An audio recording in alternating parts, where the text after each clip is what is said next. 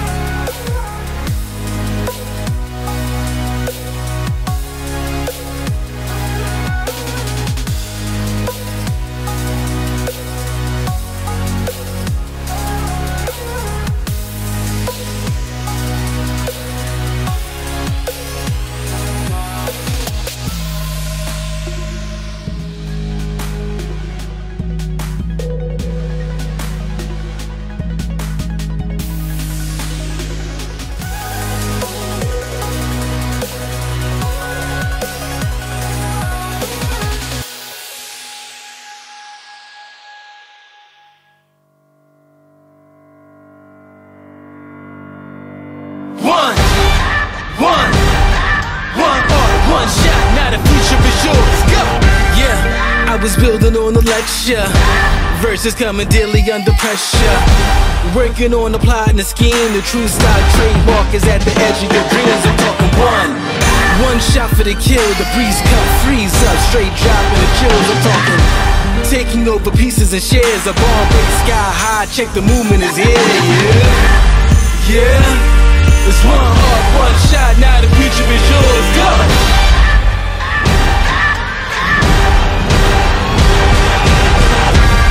I'm turning dreams into reality. In the lab with the formula and chemistry. Your memories spark and motivate and make the industry shake. We put the balls in the brakes. I'm talking one chance at best, yes. Painting pictures for the culture, keep the brushes fresh. Flip the cover, work the drummer, passion never rests. Freedom is our teacher under pressure, now we blessed. See, I was so good for the go.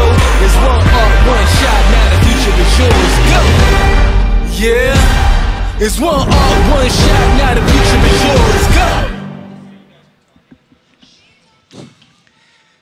Blue-Gray All-American Bowl class of 2021 here at AT&T Stadium. The captains meeting on the star for the opening coin toss as Team East, that will be in the blue jerseys, Team East being coached today by Ken Stills, an NFL veteran with the Packers and the Vikings. And in the gray jerseys, it'll be Team West. They are coached today by Arlen Harris, the NFL veteran with the Rams and the Lions, played his college football for Penn State. And the captains out at midfield for Team West, Ethan Grady, quarterback from Santa Monica High School in California.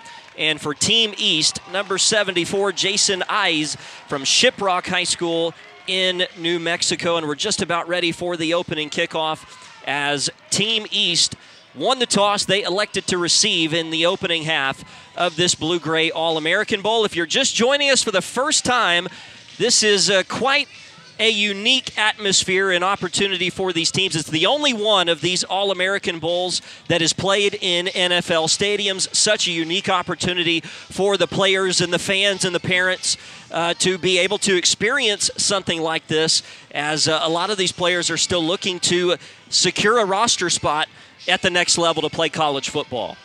Yeah, absolutely. When you come out here and you play in a stadium like this, you watch it so much on TV. You fantasize about playing in one of these stadiums one day. And as a high school athlete, you get a chance to come out here and perform in AT&T Stadium for the home of the Dallas Cowboys. That is something that is truly unique. It's truly special.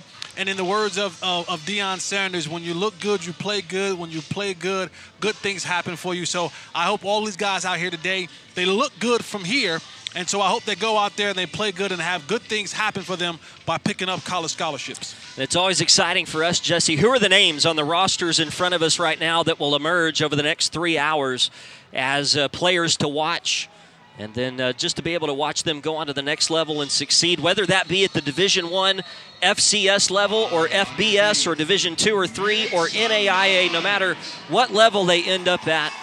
These are the future entrepreneurs, future engineers. These are the future just people that are going to be in the workforce in our country, maybe not necessarily NFL football players, but such a great opportunity here to get the education paid for, and it just takes a play or two to make a name for yourself in one of these blue-gray All-American Bowls as the opening kickoff is returned by Team East out to around the 30-yard line. DeCavis Preston, a defensive back from Magna Vista High School in Virginia, will get us underway here this afternoon at AT&T Stadium. And that's one of the most important things. When we watch these games and we watch these players, you have to understand everyone can't go to your Alabamas, everyone can't go to your Clemsons, but we live in a day and time now where we see tons of NFL stars who went to smaller universities, who are late bloomers, guys who weren't 5 stars, have an opportunity to go to the next level and succeed. So just trying to get yourself into school, have your education paid for, that right there gives you a leg up on life.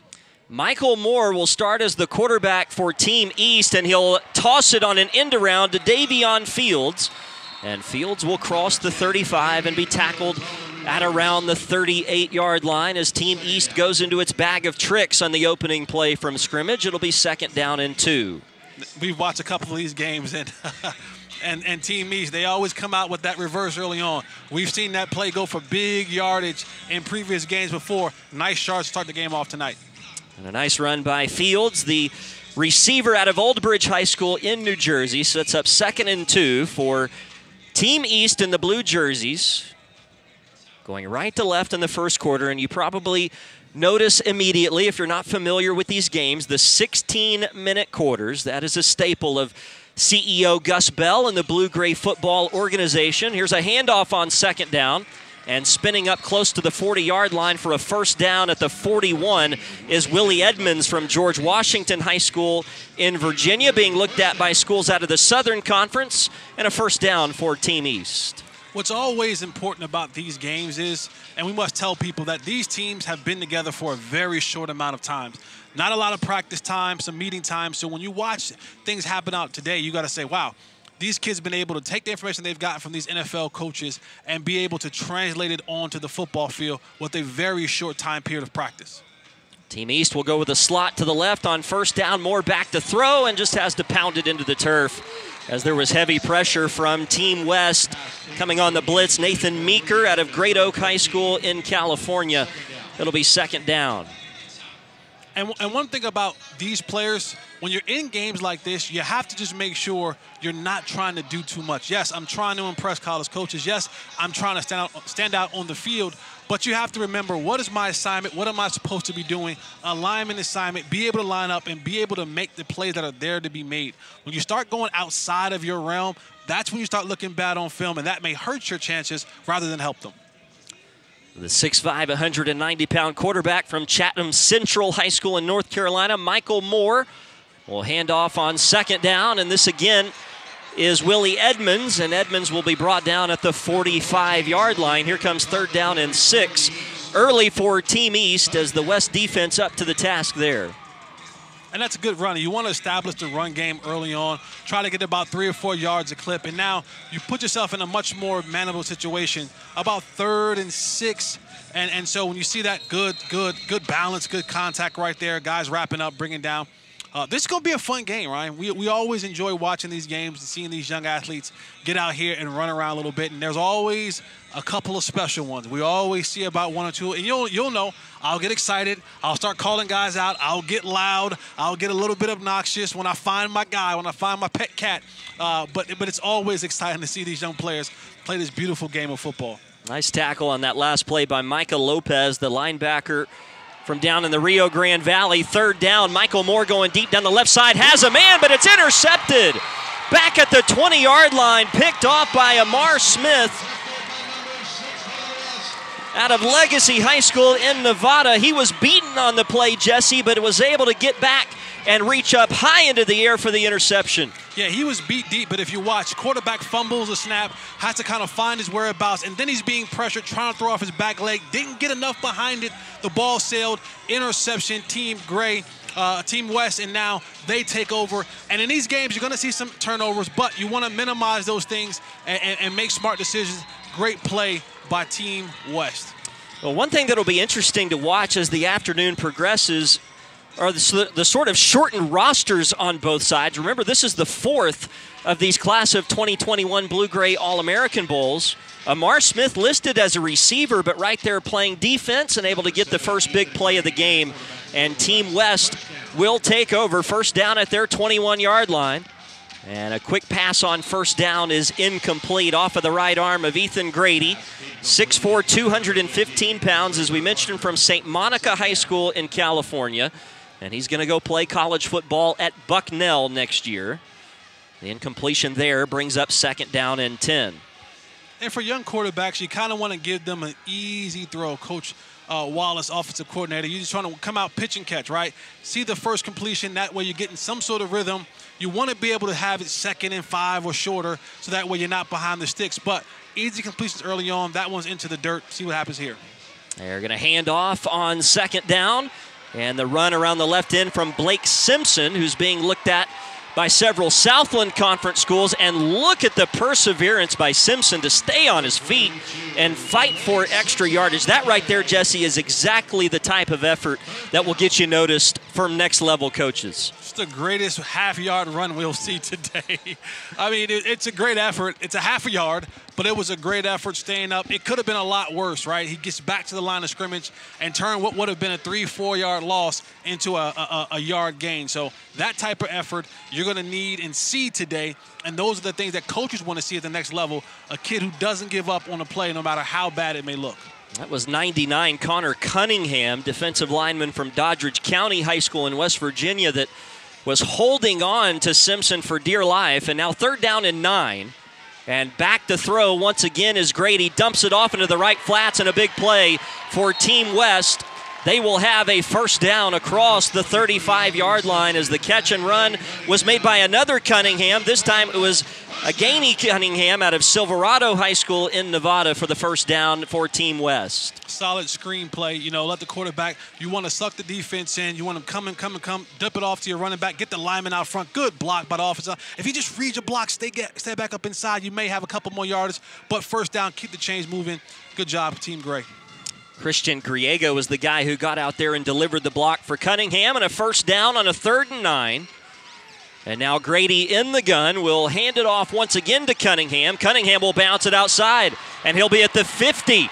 Cunningham into the second level, and finally knocked out of bounds all the way at the Team East 40-yard line. As a former receiver, you always hear about these long running back runs, and you'll hear it constantly.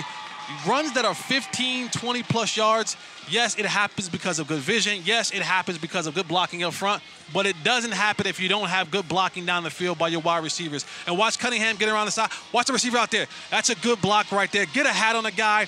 You don't want to knock him down like an offensive lineman. I just want to bother him so that my running back can find a crease and gain more yards. That's how you get those big explosive runs, blocking up front, but also blocking downfield from your receivers. Will Malcolm, the former Coppell Cowboy, the receiver downfield, giving the block for Cunningham. And now a throw on first down from Grady. That pass was tipped and incomplete. So 2nd and 10 coming up for Team West. This is the first possession for Coach Arlen Harris's team off of the interception a bit ago from Amar Smith. And so they're driving it now on Team East's side of the 50. Just over 12 minutes remaining in our opening quarter here at AT&T Stadium. Alongside Jesse Holley, I'm Ryan Castle, our entire Impact Football Network crew. And for Team West, 2nd down and 10. And as Jesse mentioned, only 6 hours of practice time. The formations will be very vanilla, if you will, for most of the day as Cunningham gets another carry up the middle. And Cunningham, for a gain of close to 9, will set up 3rd down and short. Yeah, Team West, they're establishing the running game up front, allowing their big hogs to control the line of scrimmage, get a good running game.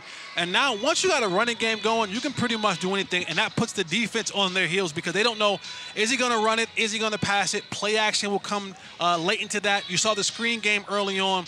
Watch Coach Wallace as this thing begins to progress. He's kind of getting close to the red zone. You may see a play-action pass come up real soon and see if he can't get something down the sideline. Dominic Sanchez, the left guard, with a good block at the point of attack to get Cunningham into the 2nd level. Now 3rd down and 1. Grady in the pistol.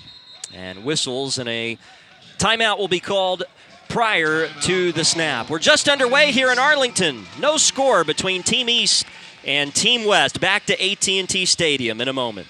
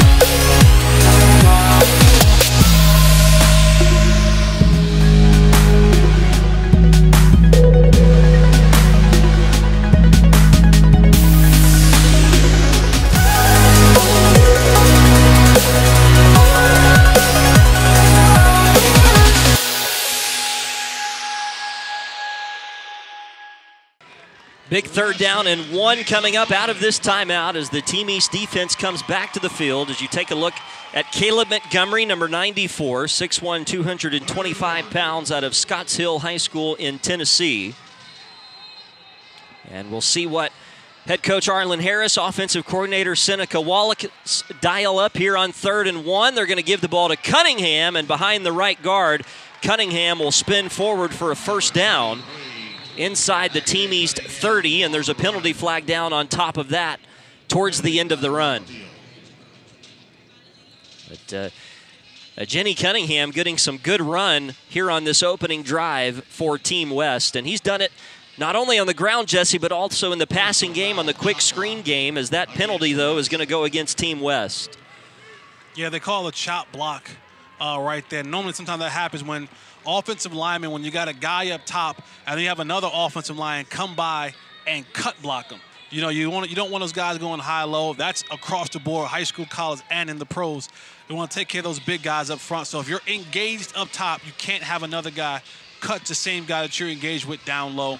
That goes from being a 1st down run to now you're backed up to 3rd and 15. And there aren't many plays in the playbook for 3rd and 15 for a coach to use in these type of situations. Team West hoping that that's not a drive killer. 3rd and 16, and as you just mentioned, Jesse, in 6 hours of practice, you didn't dial up a lot of 3rd and long.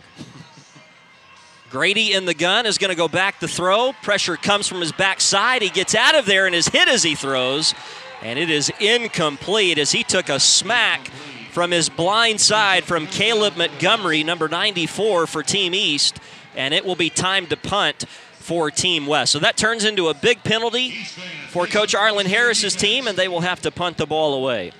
That's a good rush right there, getting around the end, chasing the quarterback off his spot, making him roll to his right, not having many receivers down the field open, trying to make a play. What went from being something in a serious, at least field goal range, the penalty drive killer, back Team West up, and now instead of getting points on the board, they'll be punting. For Team West, it will be Cody Maddock in to do the punting chore, standing at his own 40-yard line. 2 returners back for Team East inside their own 10. And we have a penalty that is going to be a delay of game here against Team West as the play clock wound all the way down to 0, and so they'll back it up 5 yards. Not the end of the world there. It gives Maddock a little bit more room. As Team East has DeCavis Preston and Ronique Capers back as their 2 punt returners. Capers out of Deep Run High School in Virginia. Preston, a fellow Virginian from Magna Vista High School. And the punt is a short effort here by Maddock. It will bounce around the 25-yard line and be spotted dead at about the 27. So not the best effort there from Maddock, and good starting field position here for Team East. They have to feel good after their defense sort of helped out by the penalty, but they're able to get the stop on 3rd down with a nice rush from the backside, and now they'll take back over on offense. And one thing I don't want to be missed when you watch games like this, yes, you want to have a good defensive game and an offensive game, but a lot of times you can't forget about the special teams, and there's offense, defense, and then there's special teams, and there are a lot of jobs to be won collegiately and professionally on special teams. So don't neglect those teams because they are an important part of the football game, and there's scholarship that you can get because you're a good special teams player. So on 1st down for Team East, Damian Flores now in at quarterback for Coach Ken Stills. And he hands it off to Tyler Smith, a running back out of Moore County High School in Tennessee on 1st down. Flores, the quarterback from Swansboro, North Carolina, played his high school football for his offensive coordinator today, Rodney Beasley, the NFL veteran trainer who spent a lot of time with the Carolina Panthers and coached Damian Flores in high school. And here's another handoff. Smith into the 2nd level, running free across the 50. And into Team West territory, Tyler Smith with a good run right up the middle for a 1st down. Yeah, Team East, great blocking up front. You see how they seal it off. He gets a lane, turns downfield. What did I say about explosive runs? Watch right there, receiver blocking downfield, 15-plus yard run. And again, Smith with a call on first down, this time not much. He'll be tackled in the backfield for a loss of a couple, but there is a penalty flag down in the backfield around the area where the tackle was made. That's almost always some sort of holding penalty or offsides penalty, and there you go, someone in the neutral zone. Oh no, face mask. Yeah, face mask is the call against Team West, so the second 15-yard penalty that's assessed to Coach Arlen Harris's team, and this is another big one because it will give Team East an automatic 1st down all the way to the West 34-yard line. And they'll be set up nicely here. 2 running backs, a couple of receivers in the formation. They also have a slot to the right. And a couple of running backs in with Flores right now. Willie Edmonds is to the left of the quarterback in the backfield.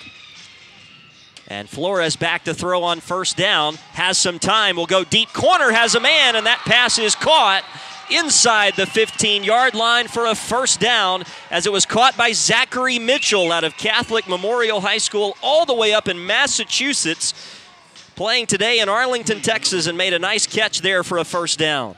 Good pocket that Flores had. He stayed confident. He stayed comfortable. Pressure coming at him. Steps into the throw, deliver the ball down the field for a huge completion.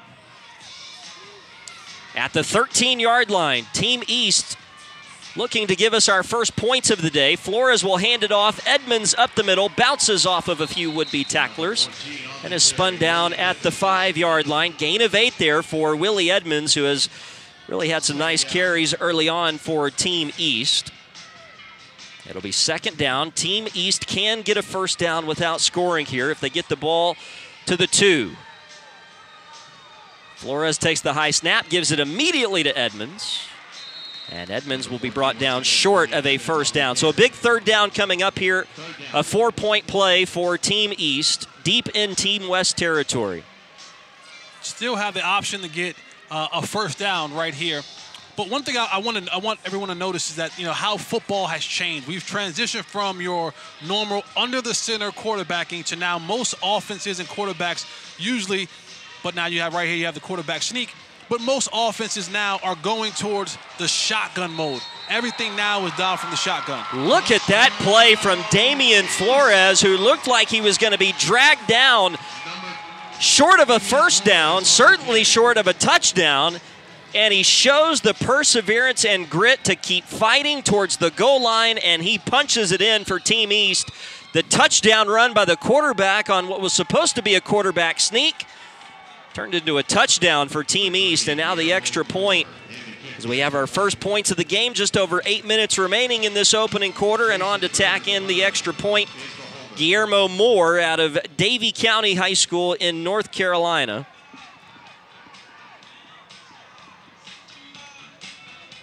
And what's impressive about that run by Flores, you think that come from a guy who was 6'5", 225 plus pounds.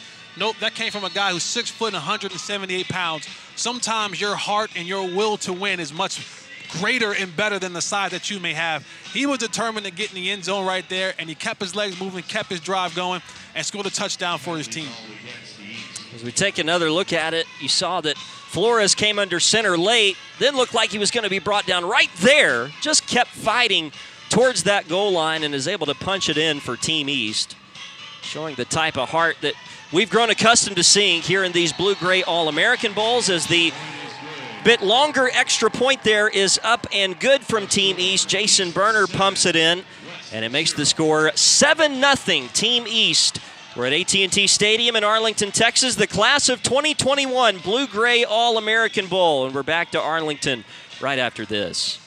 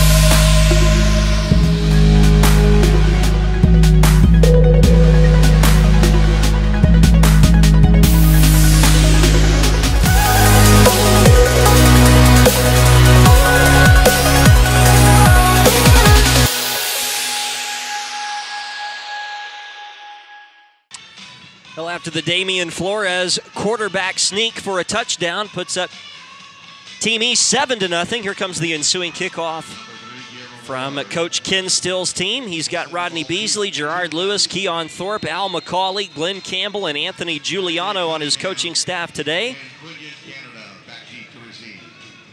And the kickoff will go high and deep inside the 5-yard line. Here comes the return from Team West. It's once again a Jedi Cunningham, and Cunningham will get across the 30 and out close to the 40-yard line. Cunningham continuing his electrifying play, sets up Team West with good starting field position.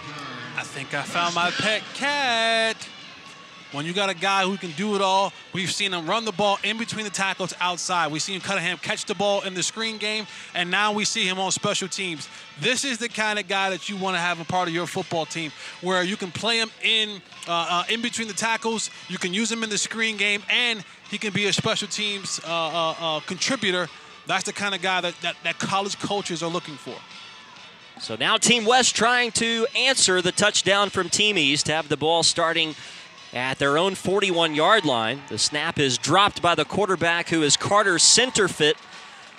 On now for the second possession for Team West. He's out of Corpus Christi Veterans High School down in the southern part of the state of Texas. And the first pass of the game is caught up to the 45-yard line for a gain of 4 by Uhlenfeld.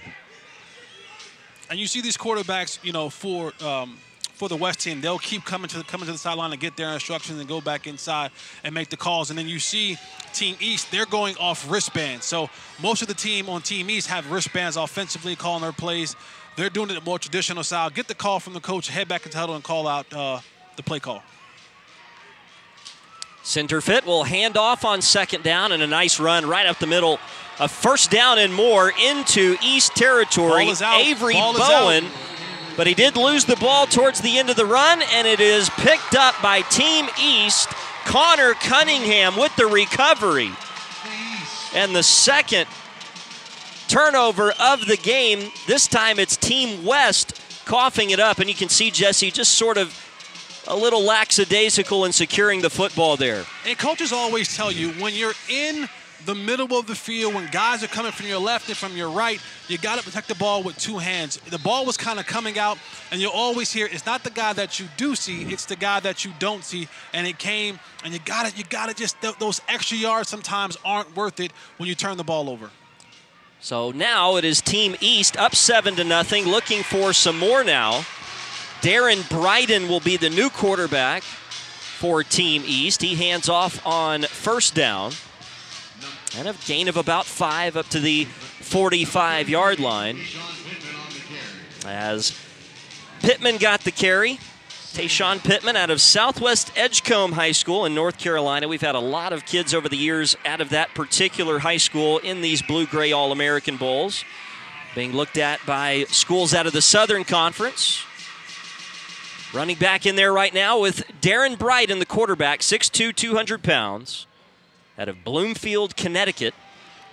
And the handoff on second down. This one goes to Edmonds, and Edmonds will be brought down at the line of scrimmage. Third down coming up for Team East. One thing that you'll notice when you start hearing the names, there's so much talent all over the place. You're hearing New Jersey, South Carolina, Connecticut, Ohio, West Virginia, Georgia, California, Kansas. I mean, there's talent all over the United States.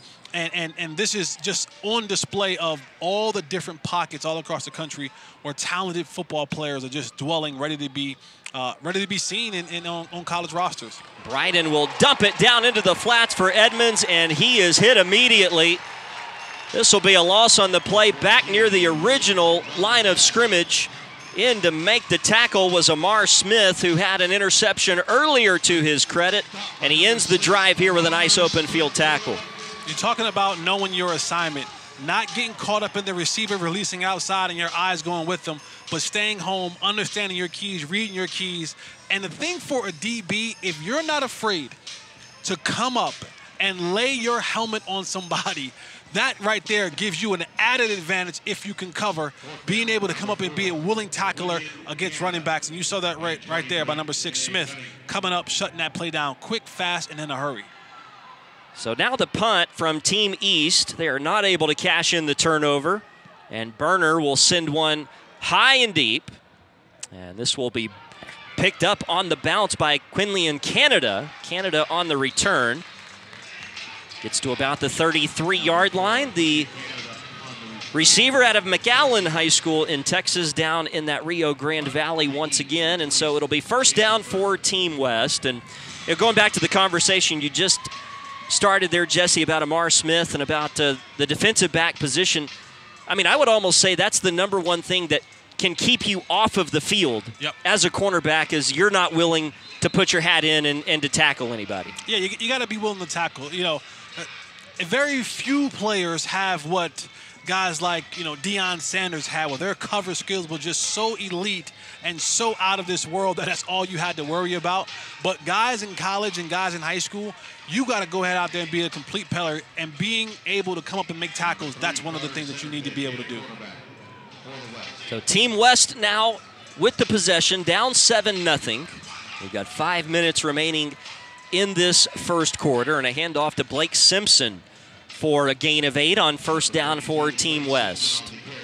And Team West, they've had some good drives. They've had some time eating drives. The problem is they've kept shooting themselves in the foot. You had the 15-yard penalty once you got down in the red zone, and then you had the fumble the last time you were down there. You got to be able to put runs together that ends with the ball being kicked. And whether that be a punt or a field goal or an extra point, you need to have that happen. Carter Centerfit is the quarterback. He dumps it into the right flats for Braxton Mcdonald, the receiver out of Artesia High School in New Mexico. He's headed to be an Aggie at New Mexico State next year. Here, though, he's tackled short of the line to gain. Third down and short coming up. So big play coming up here for Team West. You mentioned, Jesse, they've been able to move the ball somewhat successfully, but you don't want to punt it right back to Team East going 3 and out when you're already down 7-0. Yeah, and that's not good for your defense as well. You want to be able to have your defense get a chance to regroup, recover, get a blow, get some assignment instructions, and then be able to go out there with some points on the board so that they're not going out there having to do so much work right after coming off the field. Handoff, Cunningham put his foot in the ground and got a first down and got outside the numbers. Cunningham down the sideline will be knocked out of bounds at the Team East 30-yard line. I like this Cunningham kid. One of the most important things for a running back is vision, patience and vision. Watch Cunningham get the ball, hold number one, not there, bounce it outside, oh, not there, block down the field from a receiver, and now I turn on the burners and get down the sideline for a huge gain. His vision is what got him that huge gain right there, being able to see the holes, have that jump cut, get outside. Shout out to your brother out there for giving you a block and getting down the sideline, getting north and south as fast as you possibly can for a huge gain. Cunningham only 5'8", 155, so sort of in that scat back Darren Sproles model at the running back position. Here's a throw across the middle, and fitting that into a tight window is center fit for the completion. That's caught by JaCalvin Newsom out of West Mesa High School in New Mexico for a first down to the 19. And for quarterbacks, those type of throws in the red zone, you got to be precise. You got to be on point and on time. Why?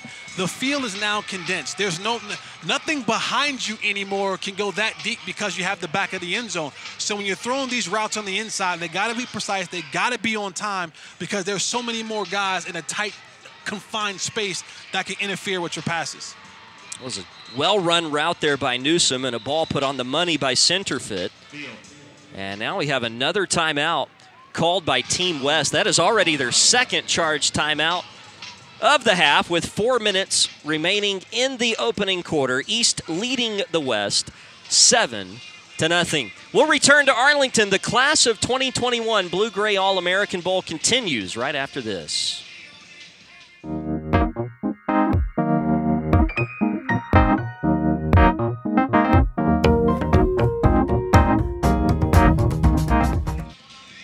First down for Team West at the East 19-yard line.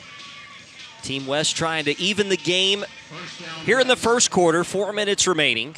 And Carter Centerfit at quarterback right now for the West team. He's going to go back to pass on first down and is in some trouble and will go down right around the line of scrimmage. Nice pressure there from the East team, and they get the sack. Yeah, and Carter has to remember that clock has to go off in his head and knowing 1,000, 2,000. This ball has to come out because the defense is coming. So if I don't get it out on that first pump, I got to be able to tuck it right now and go because, again, like I said before, there's not much room for these receivers to run, but that defense is still coming. That was Aaron Okello, 6'4", 235 on the defensive line, who was able to beat his man around the edge and get the sack. And now on 2nd and 11, dangerous pass to the near side, and a lot of traffic is incomplete. They were looking on the quick screen play to JaCalvin Newsom, but it's incomplete, and it's third down coming up now for Team West. And when you get down in the red zone, there's a certain portion of the playbook that is designated to run plays down here. Now, there's not many. There's a select few, and as you mentioned before, only having 6 hours of practice, how deep can I go into that playbook with all these different plays to find a play that I can call? Now, when you look down here on the 20-yard line closest to us, you see a lot of open field. I wouldn't be surprised if we throw a fade route right here because it just works well in this position. Centerfit looks that way. Instead, they run the screen to Cunningham, but the pass a little out of his reach and incomplete. And that incompletion right there, Holly, Jesse, set up again by the pressure coming in on the quarterback as they force Centerfit to get rid of it a little too early. On those screen plays, you want to have those linemen hold the block, and then release them. But you got to allow the time for the play to develop. And if they come through too early and doesn't have enough time to develop, guys are seeing the running back release, and now things are all off kilter, and you have what you have there in an incompletion.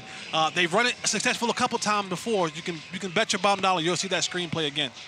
And it was Aaron Okello again who got the quick pressure on the quarterback to force the incompletion, and now the field goal try. 36-yarder is up, and it is good. Good field goal by number 1, Gunnar Wydick out of Archbishop Mitty High School in California, and Team West is on the board. 3:07 remaining in the first quarter. We're at AT&T Stadium in Arlington. It's the East 7 and the West 3.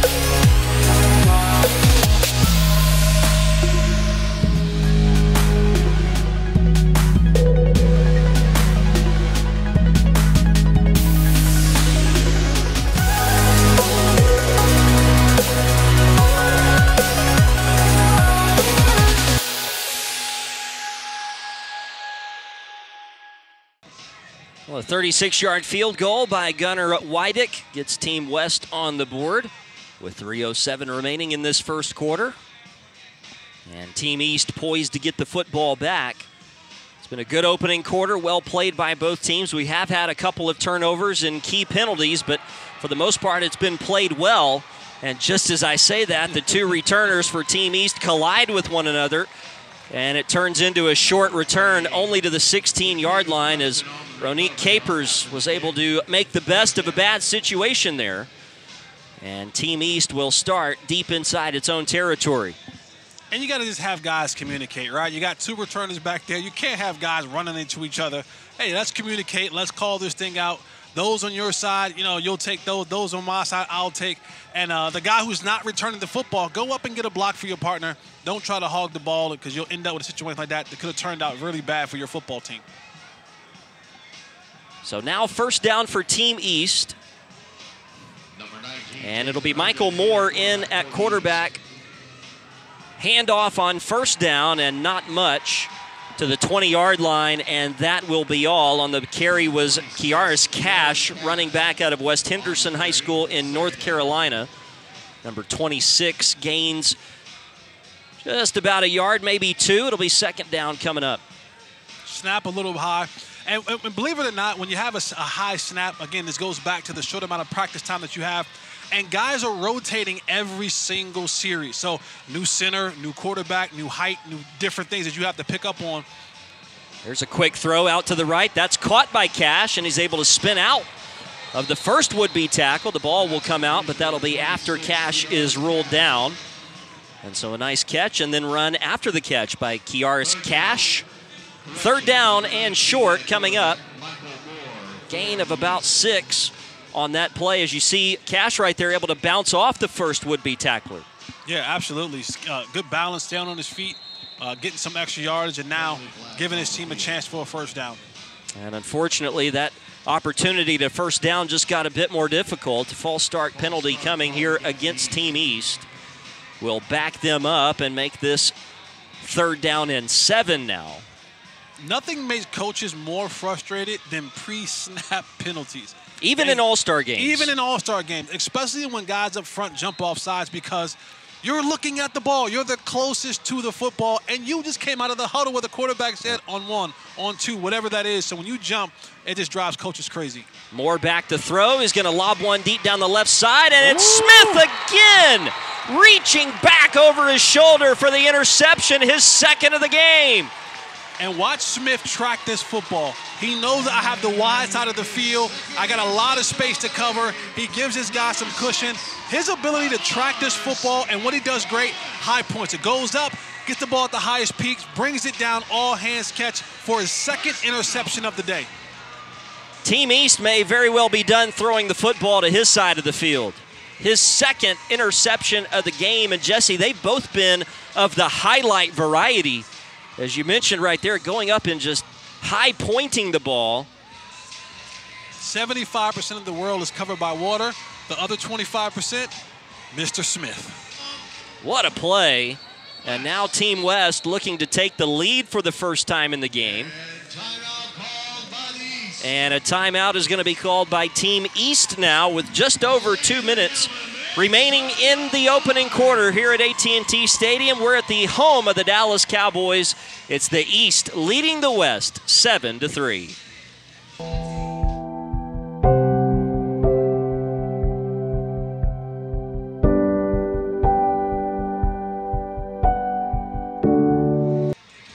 First down for Team West in the gray jerseys, going left to right here in the first quarter, down 7-3. And they're going to hand off on this first down play, trying to cash in the second Amar Smith interception of the game, and they're not going to get much on first down. In fact, they lose a yard. It'll be second down and 11.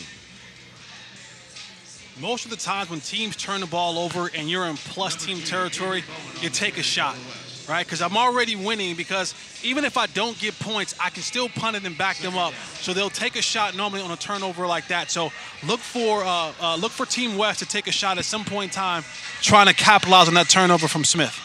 Ethan Grady is the quarterback right now for Team West, and he'll hand it off on second down right up the middle. Into the second level goes Avery Bowen. And Bowen will be very close to a first down.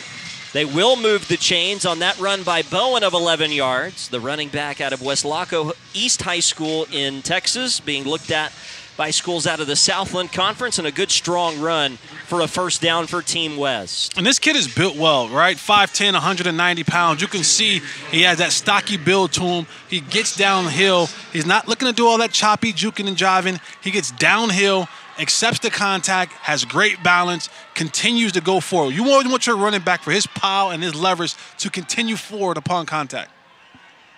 Team West again running plays inside of Team East territory, and a pass across the middle is caught. Reaching back across his body for the catch is Draper Parker, who had defenders draped all over him right there, but able to come away with the catch. The player out of Sealy High School in Texas, and watch this play. You want your quarterback to keep coming back to you, you make plays like this. You go up and you grab a ball that's thrown behind you in traffic between two defenders. Your coach will thank you for it. Your quarterback will definitely thank you for it. And that's how you get on his good side for him to say, hey, when 15's out here, I got to get in the ball because he's going to come down with it. And I saw it right there on that play. One thing you can say about Ethan Grady, he is not afraid to throw the ball across the middle into some tight windows. He's going to hand it to Bowen again, and Bowen will be held on to for dear life just across the 20. Brought down at the 18-yard line. Second down and 5 coming up now for Team West as we're under a minute to play in the first quarter. 7-3, the East leading. And again, Bowen, downhill runner. Gets the ball, gets downhill, sheds a blocker. He holds on for dear life. But again, that power, that running back, everybody moving forward, that's what you want to see at the end of a run from your running back. Caleb Cruz made that tackle from Pretty Prairie High School in Kansas. Did a nice job to hold on to Bowen there as we get near the end of the first quarter. Handoff goes awry here for Team West, and they continue to shoot themselves in the foot as they get in the red zone. That time the handoff exchange between Ethan Grady and Tanner Fletcher was not stellar, and it's going to bring up third down. That'll be the final play of the opening quarter here in the class of 2021 Blue-Gray All-American Bowl. Team East leading Team West 7-3. We'll be back with the second quarter right after this.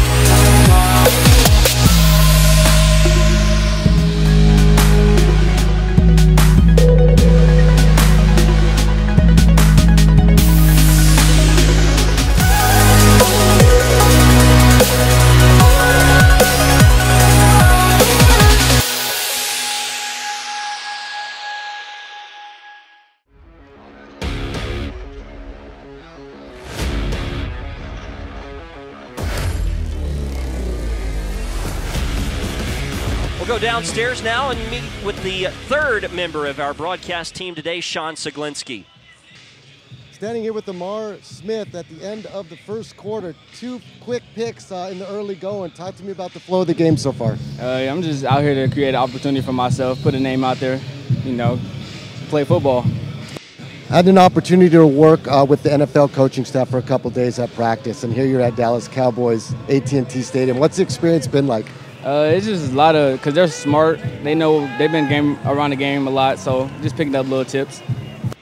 You would seem as if you are a Mountain West Conference target. Maybe some Big Sky Conference teams would be interested, especially with the good game on this kind of stage. What's your hope?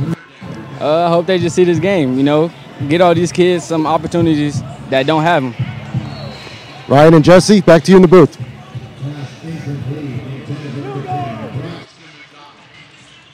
Well, the first play of the second quarter, incomplete. And so Team West looking at 4th down now. Amar Smith downstairs with our Sean Siglinski. Amar with 2 interceptions already, being looked at by schools out of the Big Sky. And that incompletion will set up a field goal try for Team West. Gunnar Weidick has already pumped one in from 36 yards. This one will be a 34-yard attempt.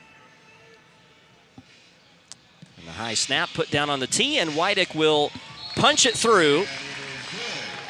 And so with 15 minutes, 47 seconds remaining here in the first half from AT&T Stadium, it's now the West trailing the East 7-6 as they were able to get some points out of that particular drive. And that's exactly what you said there, Jesse. Let's end a drive with a kick. That time it was a field goal to get them back to within 1. And in these all-star games, we've seen enough of them to know that this thing has an ebb and flow to it, where sometimes you can just turn the tide by getting a field goal. It's like seeing a shot go in the basket. Yeah, no question. And so we'll see if that spurs Team West on here. They have done a good job moving the football offensively. It's been when they've gotten into that plus territory on east side of the 50 that things have sort of broken down for them, whether it be by penalty or mistake. They lost a fumble deep in east territory back in the first quarter, that a drive that looked like would turn into some points, but they were not able to capitalize. Now back to within 1 on Gunnar Weidick's second field goal of the day. And now it'll be Weidick getting ready to kick one deep. The 6'4", 200-pound kicker out of Archbishop Mitty High School in California. Not quite the weather probably here at the Dallas-Fort Worth Metroplex this weekend that he's accustomed to out in California. It's been very rainy, very damp here in the Dallas area over the last couple of days. We expect it to be that way for the next week or so.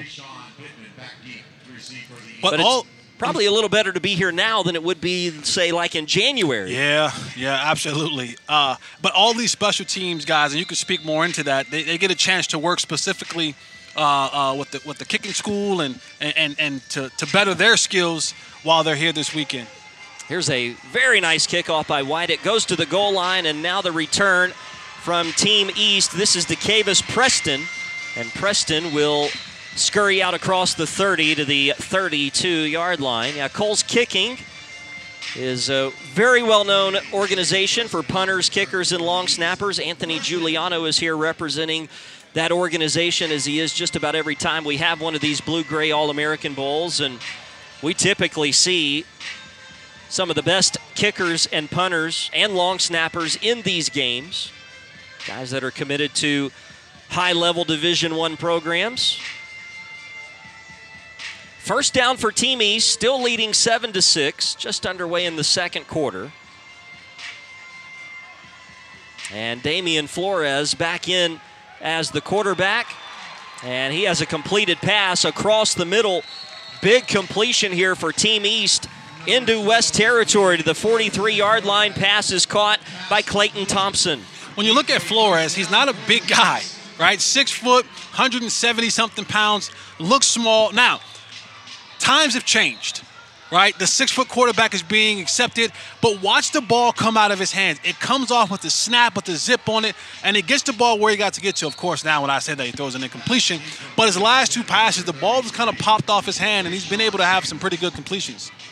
That pass down the field intended for Tayshawn Pittman, incomplete, but you see right there as the pass was caught by Thompson on that previous play out of Warren County High School in Tennessee. And you mentioned the arm strength there from Flores. That ball coming off of his right arm in a hurry to get down the field. And that's the sort of big arm tactics that are going to be required to play at the next level. A little bit of a broken play here. Flores will try to make the most of it. Remember that Flores earlier had a quarterback sneak for a touchdown. And this time he'll gain a few yards to the 40, maybe the 39-yard line of Team West before he's smacked on the play by Fabian Reed out of Omaha Bryan High School in Nebraska. Yeah, Flores, if I'm you, I don't want to take too many more hits like that. You know, get what you can get and get down. You don't want to run smack dead into linebackers on every single play. That won't be good for your career long term. Yeah, sliding is more than acceptable. Thank you very much. Flores back to throw again. Rolls right. It's going to go deep. Has a man all alone for the walk-in touchdown. Zachary Mitchell got behind everybody. And a great job by Flores to extend the play and find his man deep for the touchdown. And you saw it right there. Flores being able to escape the pocket, keep the play alive. What's important is he didn't think about tucking the ball and running. He kept his head up, kept his eyes down the field. Scramble drilled ensued, and then what happens? He delivers the ball, comes out of his hand beautifully for a touchdown for Team East. Someone blew an assignment back there. And it was Flores who was able to capitalize on it along with Zachary Mitchell, the touchdown catch to put the East up by 8. 14:29 remaining in the opening half. And the East leading the West 14-6 here at AT&T Stadium as we take another look at Zachary Mitchell walking one in here at the home of the Cowboys.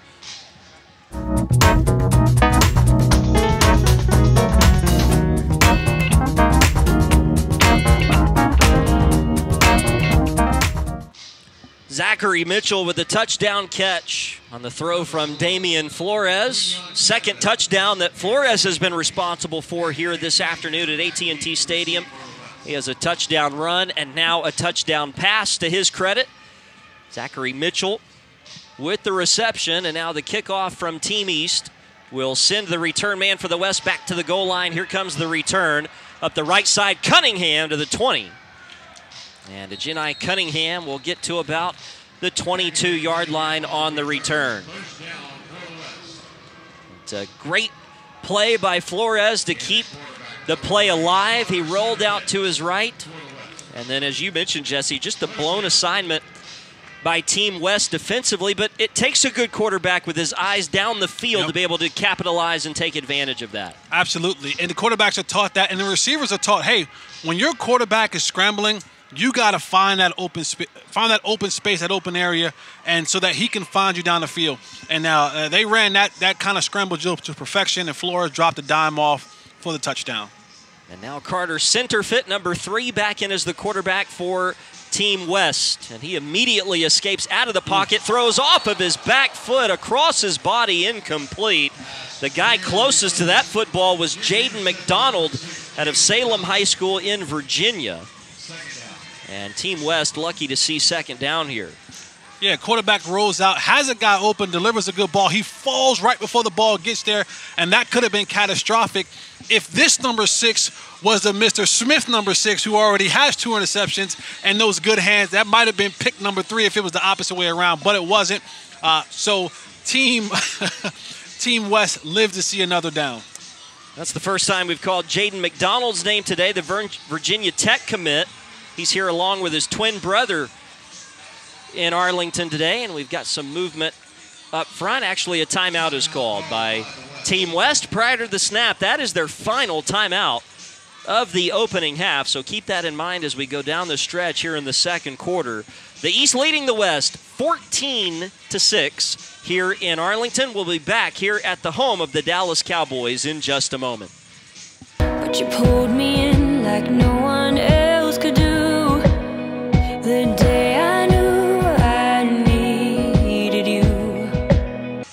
Back in Arlington, 2nd and 10 for Team West. They're at their own 23-yard line, and they're going to hand off to Cunningham on this play. Is able to get outside and turn the corner.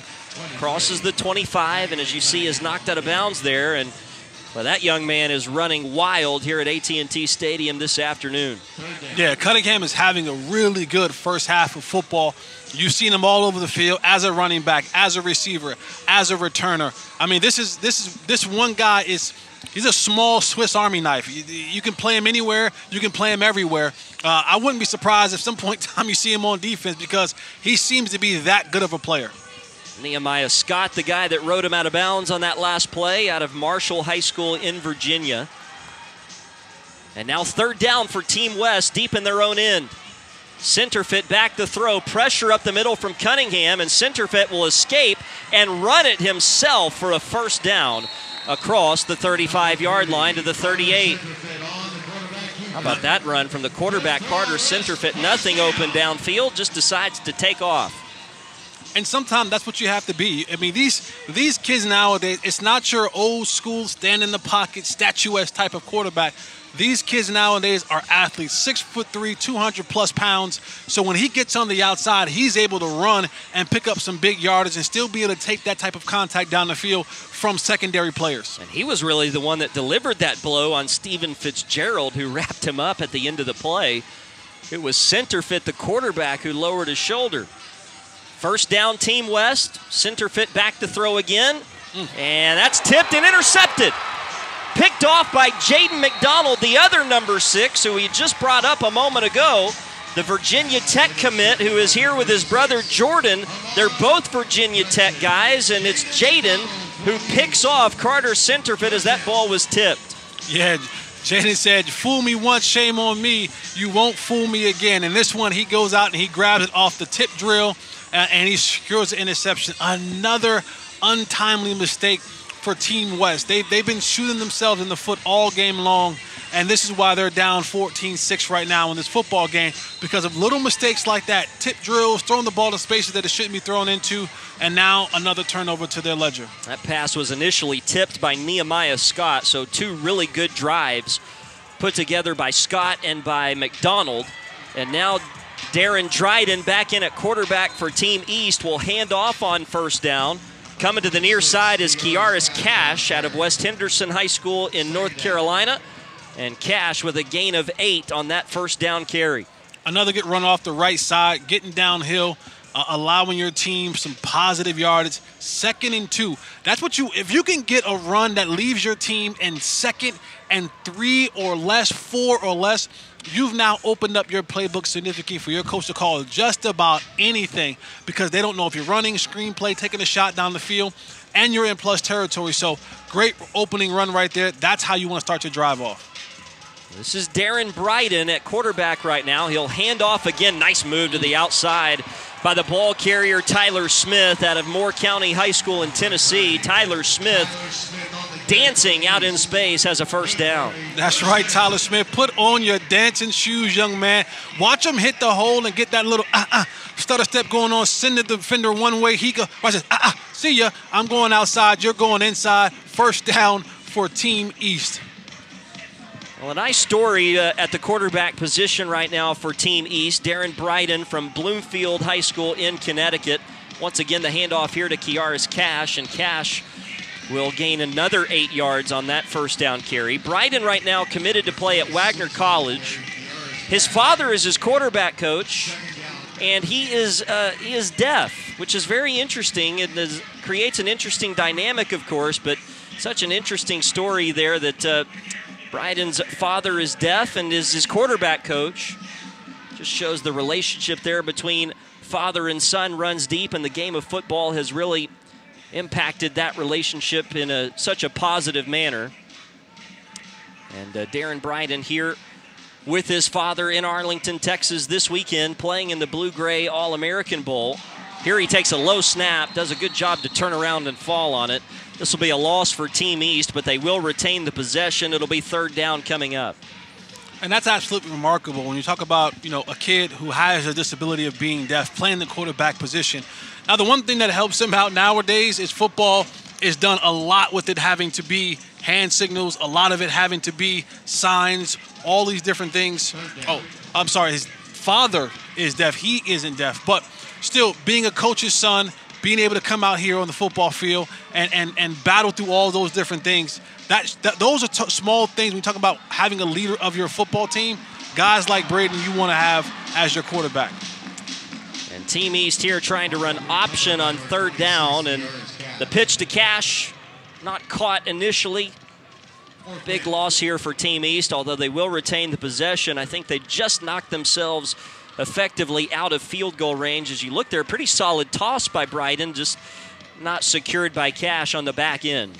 And that just comes down to guys sometimes taking their eye off the football. You see it coming. It's a normal play that you've made 100 times, and you start looking downfield for your next move, and you think, oh, snap, I forgot the football. The most important thing on the football field is the football, so you got to secure that first before you start thinking about making your next move. Team East will bypass a punt or a field goal try. They'll just go for it on 4th down and 12. Before that, there's going to be a penalty down. The play clock is down at 0. So the question will become, did they get the timeout prior to the delay of game? And it appears the answer to that question is no. It'll be a 5-yard mark off against Team East. And that will effectively change the mind of the East coaching staff. Ken Stills will send the punter out, and they'll try to pin Team West back deep here with 9:44 remaining in the second quarter. The East holding a 14-6 lead. They have a touchdown run from Damian Flores at the quarterback position, a touchdown pass from Flores to Zachary Mitchell, 2 field goals, the only scoring so far for Team West. And this punt will go into the end zone for a touchback. It'll come out to the 20-yard line where it'll be 1st and 10 for Team West. Well, if you're Coach Arlen Harris's team, just looking to try to get something going offensively, that hasn't really been the problem necessarily. Jesse, it's been staying away from the turnover bug here early for Team West. Yeah, we've seen Team West drive up and down the football field. The problem is, like you just mentioned, they give the ball up. They have untimely penalties, and they have definitely untimely interceptions and or fumbles that give the ball back to Team East. You want to be able to put a drive together and get into the end zone. You're still only down 8 points with a lot of football left. So it's not like you're out of this football game. You got to just be more consistent, limit the turnovers, and put long drives together. So Team West will keep it conservative on 1st down. They hand off. And the run back to the line of scrimmage for Tanner Fletcher, the running back from Hood River Valley High School in Oregon. Tackle made on the play by Connor Cunningham, who's really played well so far. Big defensive lineman from West Virginia. He is listed at 6'6", 240, number 99 right there in the yellow helmet, as you see on the screen. Out of Doddridge County High School, and he's been involved not only in stopping the run, but also in rushing the quarterback so far. Yeah, he had a sack earlier in the game, but he's had constant pressure on the quarterback, making it very, very uncomfortable to do anything in that backfield. 2nd down and about 10. And a handoff right up the middle, across the 25 and up close to the 30-yard line with a nice strong carry. That's Avery Bowen again, who is again in that same mold, sort of like a Cunningham, 5'10", 190, not a big kid, but not afraid to run up in between the tackles. Yeah, a little bit thicker lower bodies. You see it right here with the drive of the legs, moving that pile forward. His momentum is always carrying him forward, and it's a good combo backfield when you have one of those bigger kind of powerful running backs, and then you have the slasher and Cunningham coming in. So it's like he tenderizes that defense, and then you bring Cunningham in there, and he slices the defense up. 3rd and 1. Bowen again with a carry and a 1st down as he spins across the 30. Brought down on the play by Aaron Okello, who's been in on several plays already for Team East defensively, but not able to get to Bowen in time here. And Team West will move the chains. And just watch Bowen run. You can track it throughout the duration of this game. Watch where his leverage goes. Every time he's being tackled, it's never him going backwards on his back. It's always him going forward, leaning for that extra yard or two once the defender gets contact. So Ethan Grady, the quarterback for Team West. He's going to go back to throw on 1st down, being chased from behind by Cunningham, and he just has to throw the ball away. And you see right there, Connor Cunningham continuing to run even after the play. He's got an extra motor on him coming off of the right defensive end. And that's what you want. From your guys up front, you want to have that motor. You want those guys to be able to get past that first wave, and when the quarterback is running opposite him, still continue to chase him down, because you never know what might happen. You hear coaches talk about it all the time. I need 11 guys to the football. And you're seeing it right now from Cunningham, number 99. He stands out, yellow helmet on. He's tall, he's big, he's long, he's fast, and he's creating a ton of havoc in the backfield for Team West. This is a really good Team East defense. Grady will go back to throw on second down. He's hit by Cunningham as he throws, and he delivers a strike that is caught for a first down by Braxton Mcdonald running the deep corner route, and Ethan Grady just put one right in his breadbasket as he was getting clobbered in the backfield. Looking down the gun barrel, Cunningham breaks through, and he has his eyes set on Grady, licking his chops, and Grady stands tall, stays in there, 6'4", 220 pounds, and that power transfer from that back leg, even with the hit he takes, be able to drive the ball 25 yards downfield for completion. Great play by Grady. That was a perfect throw. Right to McDonald for the first down to the East 39-yard line. And now they'll set up the screen to the right. It's incomplete, and they had that set up pretty well as they had 3 defensive linemen for the East just rushing through, unaware of anything that was going on behind them, but Bowen unable to adjust and make the catch. It'll be second down. And in those screen plays, you needed just another second. If they could have just held up for another tick of a second, it would have given the running back a chance to get out, get turned around, and Grady wouldn't have been pressured so much where he'd been able to deliver a much more catchable pass for Bolton where he'll be able to take it and run upfield. So 2nd and 10. And 3 receivers in the formation and a tight end here for Team West. Handoff, Bowen. And Bowen will be brought down just across the line of scrimmage. Not much of a gain here. It'll bring up 3rd down for Team West. In to make the tackle, Ronique Capers, a defensive back who has been on punt return duties out of Deep Run High School in Virginia. He came in from his safety spot to make that hit. Here comes 3rd down and 9 to go. And these are the plays right here where you need, when you go back and you look and say, what was their 3rd down percentage? You got to be able to convert 3rd downs, multiple 3rd downs sometimes in a drive to score points and win football games. Here's another one on the board for Team West. Let's see if they can convert right here. This is around the field where the drives have broken down so far today. Now Grady will go deep, has 2 receivers there, and it's incomplete. Off of the hands of Tanner Fletcher, one of the running backs who was running a wheel route out of the backfield. And that incompletion will set up 4th down and 9, and somebody got their signals crossed on that play.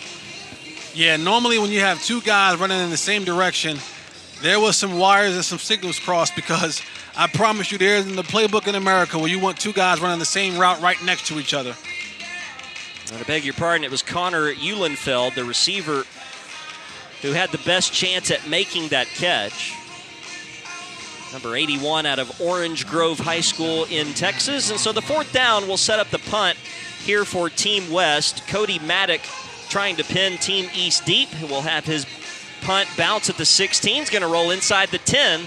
This will be a good effort here from Cody Maddock. It will be killed at the 7-yard line. So a 32-yard punt, no return. And Team West able to pin Team East deep inside their own territory. And we're going to go downstairs to Sean Siglinski, who's standing by with the Mcdonald brothers. Sean, what do you got for us?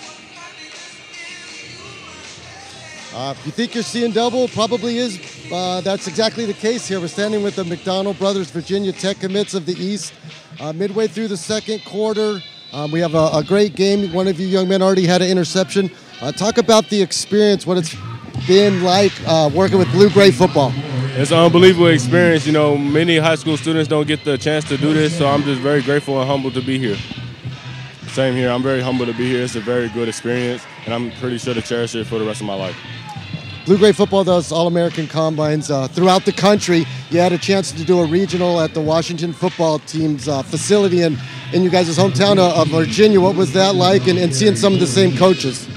Well, it was fun, because you asked that question again. Just being a part of the combine, working with some of the NFL guys, and now getting to do the same at AT&T Stadium. Oh, because they was able to teach us some things, and we were able to apply that to the game that we do now, and express our skills here at this game. Good. Working with some of these former pros, what's it like? It's a very good experience. It's a lot of knowledge, so it's a lot I'm gonna take with me and put under my belt to use for my future play. Your next stop, staying close to home, playing college ball at Virginia Tech. That's something you're looking forward to? That's something I really am looking forward to. I'm a very good, very great Virginia Tech fan. I love the experience of Lane Stadium, and I can't wait to be there. Your family's a big part of this commitment to Virginia Tech and staying close? Staying close to home. You looking forward to playing college ball? Yes, sir. Because it's been our dream to play college football together, and we're able to do that now. So we're very grateful and humble to be able to do that. Back to you guys in the booth.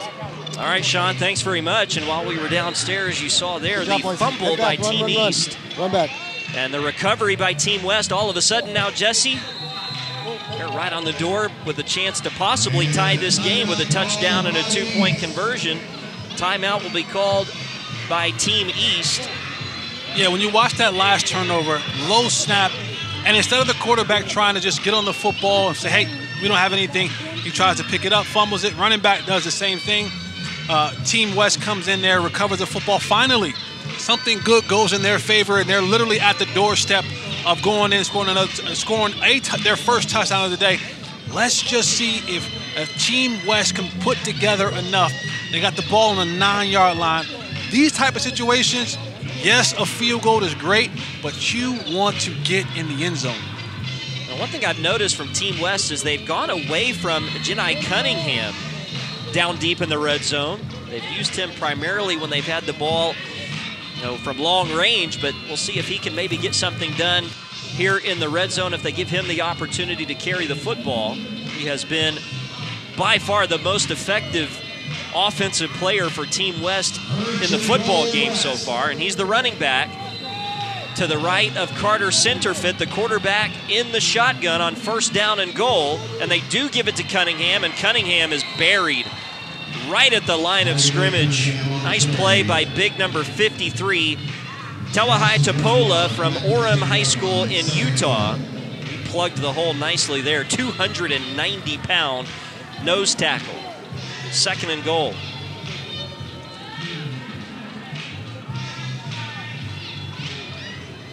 So Carter Centerfit, the quarterback from Corpus Christi. The one tasked to try to get West into the end zone for the first time today. Again, the handoff to Cunningham. He spins out of the first would-be tackler's arms. And it will be brought down at around the 7. So 3rd and goal coming up now for Team West from the 7-yard line. The difference when you're down here in the red zone with a smaller scat kind of back is there isn't much open space. A guy like him, he needs some open space where he can make some moves, make some guys miss. You want to get him out on the edges because once you're talking about trying to get him down the middle, there's too many big bodies in there and he can't break all those tackles. You want to get him out here in space, some sort of swing pass, a toss, something where he can get in space and use his quickness and agility to make defenders miss and get in the end zone. 3rd and goal, and again the handoff. Cunningham gets around the edge and right on cue. They get him out into some space, and it pays off for the Team West touchdown. Their first one of the day, great call by Coach Wallace, getting him outside, allowing them to use his speed and his quickness around the edge. In the middle, at this point in time in the field, is not the best thing, so they changed it up and said, all right, big fella, little fella, whatever fella you want to call him, let's get you outside in some space so you can do some damage. So Team West will try for 1. They will bypass the opportunity for now to try to tie the game with a 2-point conversion. So the extra point try now from Gunnar Wydick. High snap put down on the tee, and Wydick able to put the extra point up and through with 4:05 remaining in this 2nd quarter. We've got ourselves a good football game going here at AT&T Stadium. Team East on top, 14-13.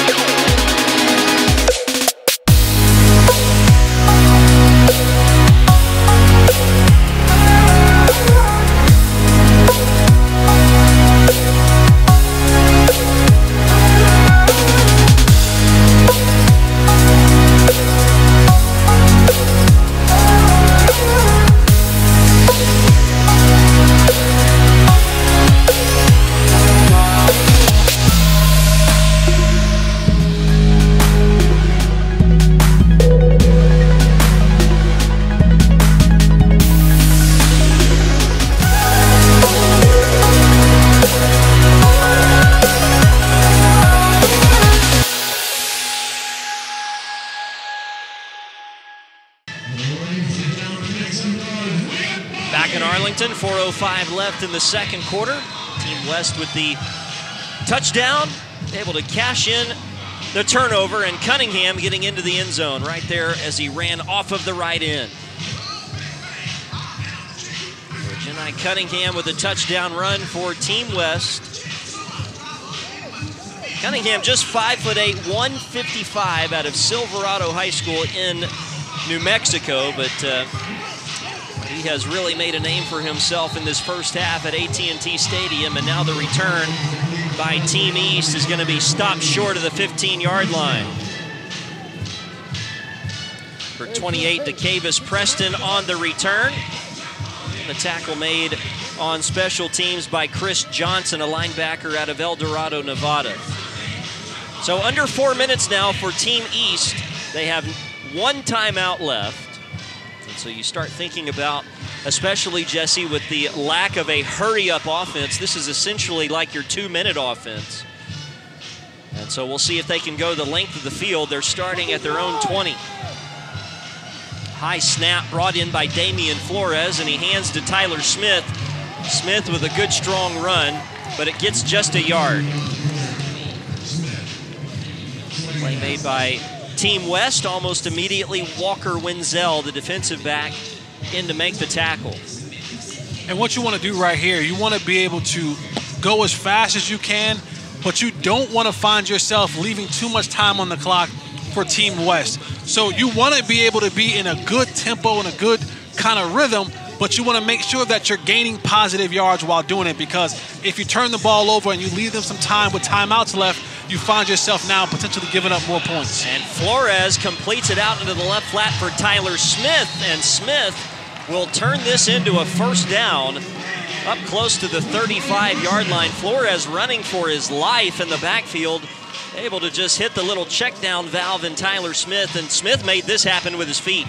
Yeah, Flores being a magician back there, Houdini getting out of a bad situation and dumping the ball off, and that's what you want to do. Listen, as a quarterback, I don't want to run. I don't want to be in that action. Let me give the ball to the guys who do this best, and you saw Flores do that, and you saw them pick up positive yards. Flores pumping, now rolling left, and he'll decide to keep it himself, walks out of bounds in front of the Team East bench. And it'll be a gain of maybe a yard. Second down coming up as the clock stops with 2:51 remaining. Flores, the quarterback out of Swansboro High School. We mentioned earlier that he played for Rodney Beasley there at Swansboro, who today is the offensive coordinator for Team East. You want to talk about smart quarterback play? And it doesn't come up on the highlights, but that was a smart quarterback play. I have nothing.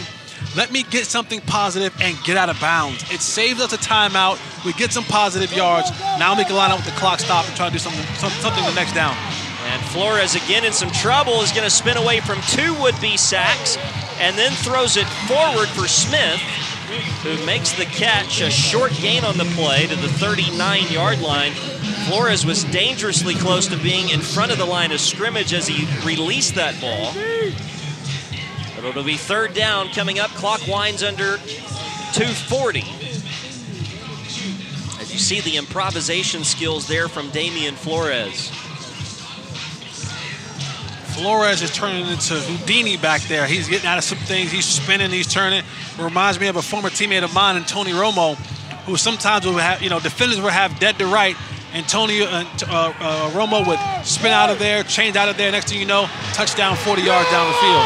And this end around to Zachary Mitchell, not going to turn into what Team East hoped for there. Loss on the play on third down, and so it'll be time to punt for Team East. And so maybe not necessarily the end of the world there for Team East. They took a couple of minutes off the clock. They did get one first down, but now they have to punt it back to Team West with just over 2 minutes remaining in this first half.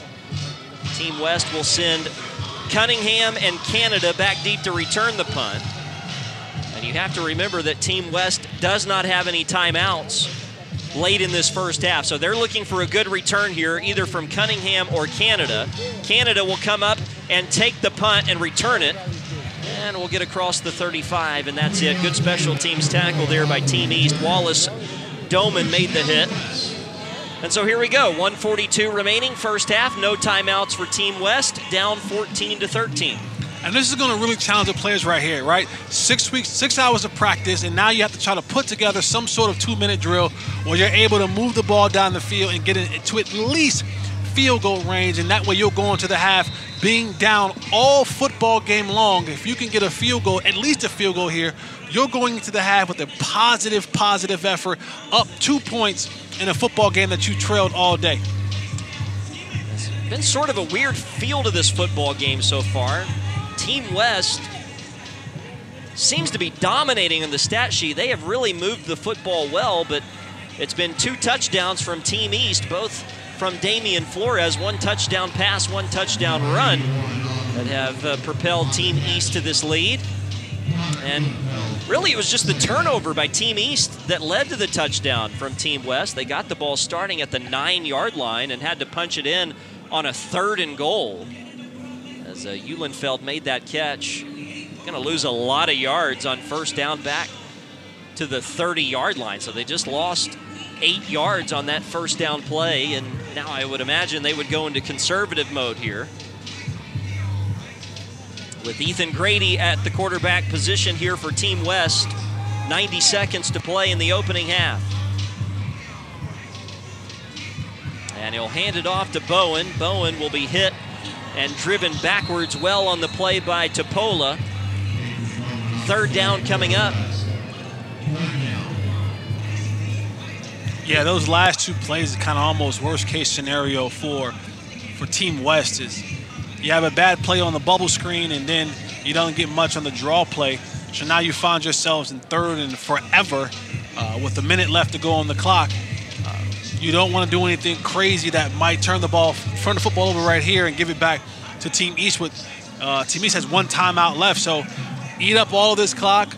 I say maybe just go ahead and hand the ball off to one of your running backs, allow them to get what they can get, secure the football, and then run the clock down and punt it away.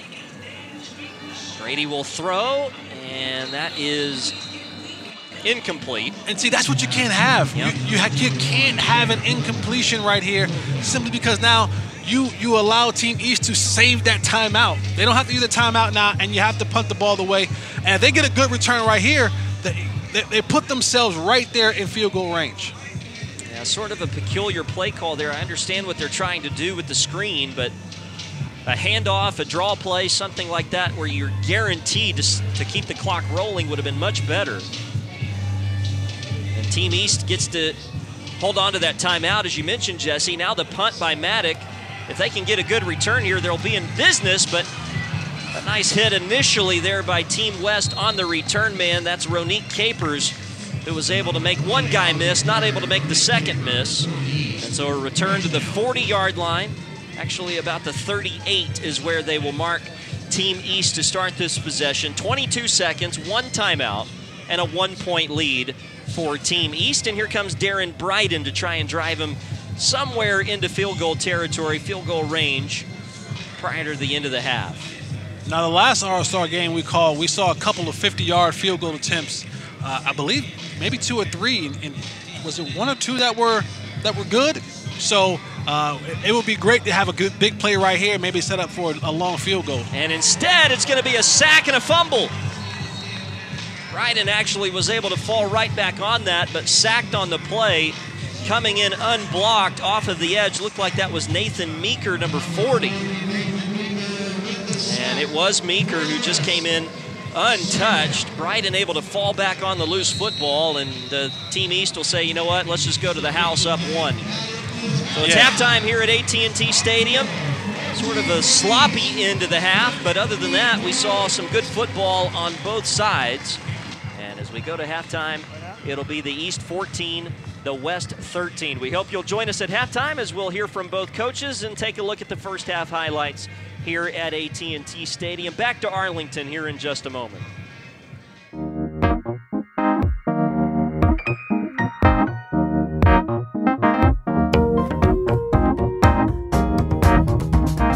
To my left, NFL veteran and coach of the East, Ken Stills. Talk about the first half, Coach. Sloppy. You only get 2 days of practice, and bringing kids from all over the country together. I think it was a total of 6 or 7 turnovers in the first half. So just sloppy. We got to bring that together. start doing the little things and competing. I mean, we got the lead right now. We're up a point, so there's not much to really complain about. We just got to take care of the sloppiness that's going on out there. You've been with blue-gray football for more than 5 years now, work a lot on the combine circuit. Is this a good way to stay connected to the game and give back? Oh, without a doubt. And really right now with what happened these past year with COVID, I mean, it's a great opportunity for kids to get out, get coached, to come to the combines, to be seen, to get your tape out, and then playing a game like this in the spring where coaches have an opportunity to watch it as well. So I just love doing it, being a part of it. I know we can impact the kids, and it's important to me that I stay around it as well, besides my head coaching job back in Florida. Time to put you on the spot. Second half prediction? If we can eliminate the turnovers based on the play, it's going to be tight. Thank you very much, Coach. Back to you guys in the booth. So a 14-13 lead here at the half for Team East, and we'll take a look at the first half highlights from this class of 2021 Blue-Gray All-American Bowl with the East leading by 1. It was Damian Flores who really did a nice job in that first half. As we take a look here at Michael Moore, sending one deep, and it was Amar Smith with the 2 first-half interceptions. Yeah, Amar Smith going up, using his hands, catching the ball at the highest point for his first interception of the game.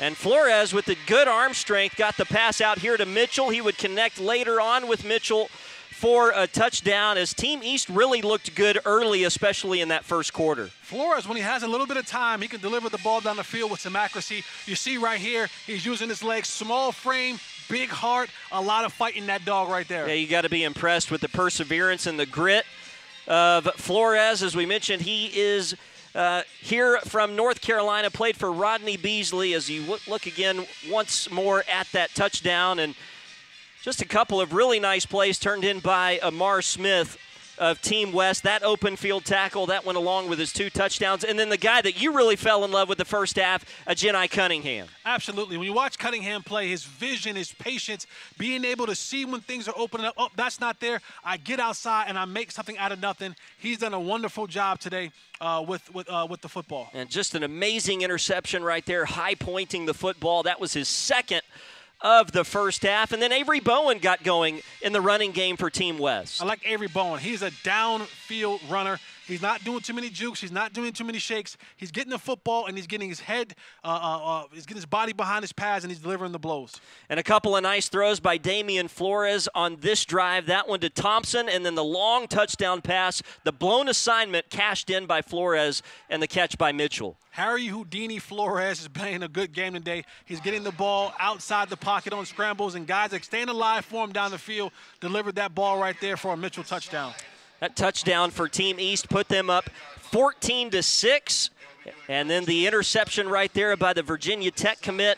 That was Jaden Mcdonald. He, along with his brother Jordan, both here from Salem High School in Virginia. Both of them had some really nice plays in that first half. Tyler Smith, the running back for Team East, who you see right there, had a couple of really nice runs.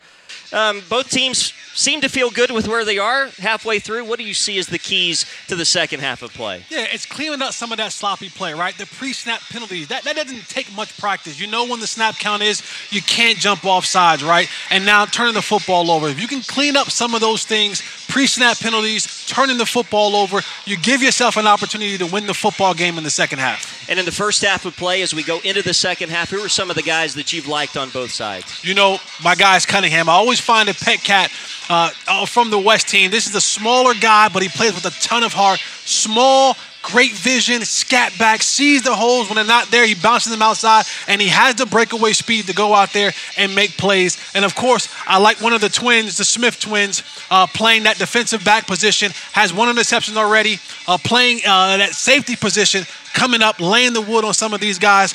Those are 2 guys that I like so far in this game. It's a hot and heavy race for MVP here at the class of 2021 Blue-Gray All-American Bowl. We hope you'll join us for the second half. 14-13 East with the lead. Back to Arlington in a moment.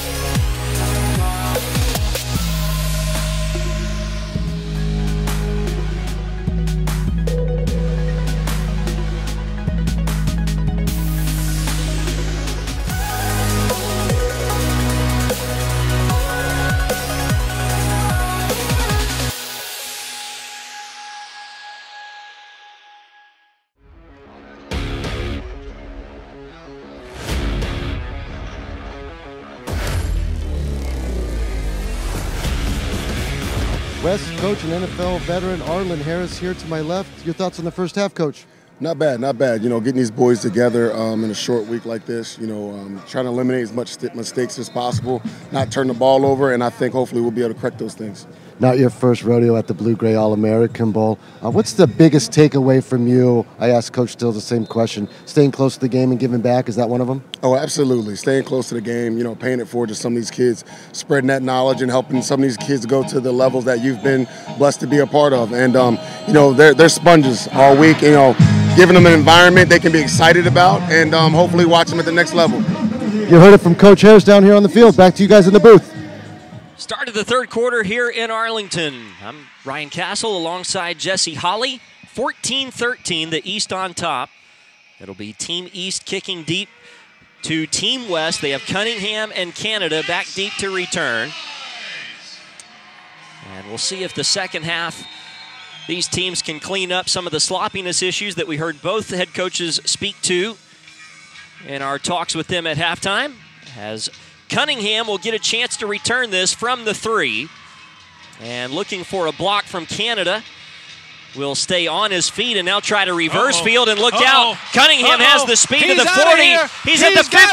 There's nobody that will get Cunningham except for possibly Mcdonald, but he slips out of a tackle, and Cade Cunningham, a Jedi Cunningham, it is 97 yards for the touchdown. I told you he was special. I told you he was special. I said this in the first quarter. This kid is special. Watch him come he makes his way one way, breaks the tackle, finds a seam, heads back, and he has the home run speed. Wow. We see one of those. We see something special like that happen every single game. I'm shaking my head at this. And watch this speed. Watch this. Now, give Jordan Mcdonald a lot of credit. Yeah. He is a big guy at 6'4", 220, and nearly ran Cunningham all the way down. But a Jedi Cunningham to the house. It's going to officially go down as a 97-yard kickoff return for a touchdown. He probably ran 140 yards. Absolutely. Wow, that was special. How about that? For Team West, their first lead of the day comes on that play right there. You talk about special teams. That was a special teams play by a special player on a special moment. Big-time players make big-time plays in big-time games. And Cunningham right here, he found a seam, turned on the Jets, and scored a touchdown. He's done everything you want a guy to do in this football game today. Gives his team the lead. Talk about having come out of the locker room with some momentum. That right there is definitely a momentum play for Team West. Whew. Wow, what a play for Team West. The opening kickoff of the second half returned officially 97 yards by a Jedi Cunningham out of Silverado High School in Nevada. And what's even more fun about that play, Jesse, for me, obviously it was a great run as it was happening, but after he scored, just the joy to run back towards the sideline, still after he had just run, I mean, seriously, probably 135, 140 yards, just to keep on going and to see the joy on that young man's face as he put his team up 20-14. And now the ensuing kickoff from Team West will go into the end zone. It will be downed in the end zone for a touchback by DeCavis Preston. Wow, I'm out of breath. Yeah, that was special. You can start if you're engraving the names on the trophy for offensive MVP. I know it's still early in the game, and we still have basically a whole half left because that play only took about 20 seconds. But you can pretty much... You can put the capital C, maybe the U. Yeah. I mean, at least get the pencil sharpened. What a play, and he has done it offensively and now on special teams. They have a penalty here against Team East on that kickoff. They called a false start against the kickoff team, so that means that Team West will come out and kick it again, it appears. So sort of a strange start to this second half. Started with a kickoff return for a touchdown that has given Team West its first lead of the day. And I'll tell you what, partner, I'll be darned if a Jedi Cunningham doesn't leave AT&T Stadium with several more offers than he has already garnered. We were not told whether he is committed yet or anywhere or not, so it's our understanding that he is still available, looking for a spot, and there's got to be at least one team out there I know of that wants a guy like this on their football team. And when you start looking at, put it in the end zone at any moment. And when you start looking at comparisons, right? Guys are in the league. Yes, you mentioned early on Derek Sproles. You got guys like from the Bears, Tariq Cohen, smaller guy, played at a smaller school, played at an HBCU school in North Carolina, made his way into the league, has been a dominant force for his team. Now Darren Bryden throwing on first down, and that went right through the arms of a Team West defender. Incomplete. That was Jonathan Granados out of Westlaco High School, Westlaco East High School in Texas, that had his hands on an interception, but it goes right through, incomplete. Yeah, that's a dangerous pass right there. You know, guy getting out to his own, keeping his eye on the ball, and that one could have been intercepted, and that would have been a really bad start to the second half for Team East. Bryden will hand off on second down. Tyler Smith, who had a very productive first half, is into the second level and running free across the 40. Tyler Smith, number 30 out of Moore County High School in Tennessee, continues his strong running on the afternoon. And it'll be a first down for Team East. I will say these running backs on both teams have been really, really good today, whether it's Smith or Cash or whether it's Cunningham or Bowden. Both of these sets of running backs have been pretty good getting downhill, protecting the football for the most part, getting positive yardage. You don't see too many lost yardage plays from these running backs, and that's a good thing. They're seeing the holes, and they're getting through those holes, and they're making something out of nothing a lot of times. A lot of that credit goes to the offensive lines as well for both teams. Elijah Hoskin in the ball game right now, 6'3", 285 out of Eastern View High School in Virginia. He's going to go play at Old Dominion next year, but I was told by a couple of the coaches that are here in Arlington this week that they really think Old Dominion is getting a steal and that Hoskin could really be an NFL-type player. And here is Zach Mitchell, an acrobatic catch in traffic, and Mitchell will go the rest of the way for the touchdown. Now the game is beginning to heat up a little bit. Those guys went into the locker room, made some adjustments. And again, DB is right there in place. He missed the football. Mitchell makes an acrobatic catch and walks into the end zone for his second touchdown of the day. And that ball was put on the money by Bryden. It's his first touchdown pass of the day. And the extra point now, the try by Guillermo Moore. And just like that, Jesse, Team East right back out in front with the extra point if they're able to put it through.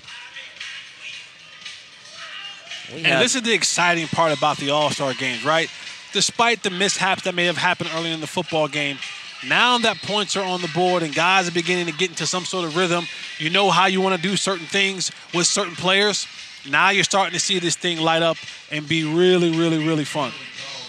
Well, and on this all-important extra point try that could give Team East the lead back, they get called for a delay of game penalty, so now they'll have to try it from 25 yards away. And that's not a problem for Guillermo Moore. So with 14:30 remaining here in this third quarter, some exciting action here in Arlington. A kickoff return for a touchdown from Team West. And then this touchdown pass from Bryden to Zachary Mitchell down the sideline to the house. Team East back in front. Back to Arlington in a moment.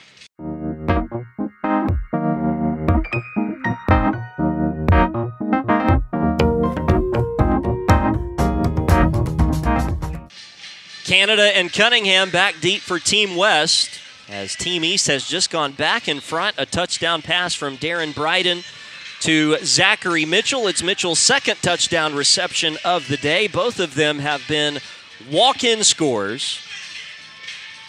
And now the kickoff from Guillermo Moore will go very deep, high end over end, and Canada will watch it go over his head out the back of the end zone for a touchback. And Jesse, you and I continue to be spoiled here in Arlington. We have seen a lot of really good football games between Team East and Team West over the last couple of years, and this one's shaping up to be another good one here in Arlington.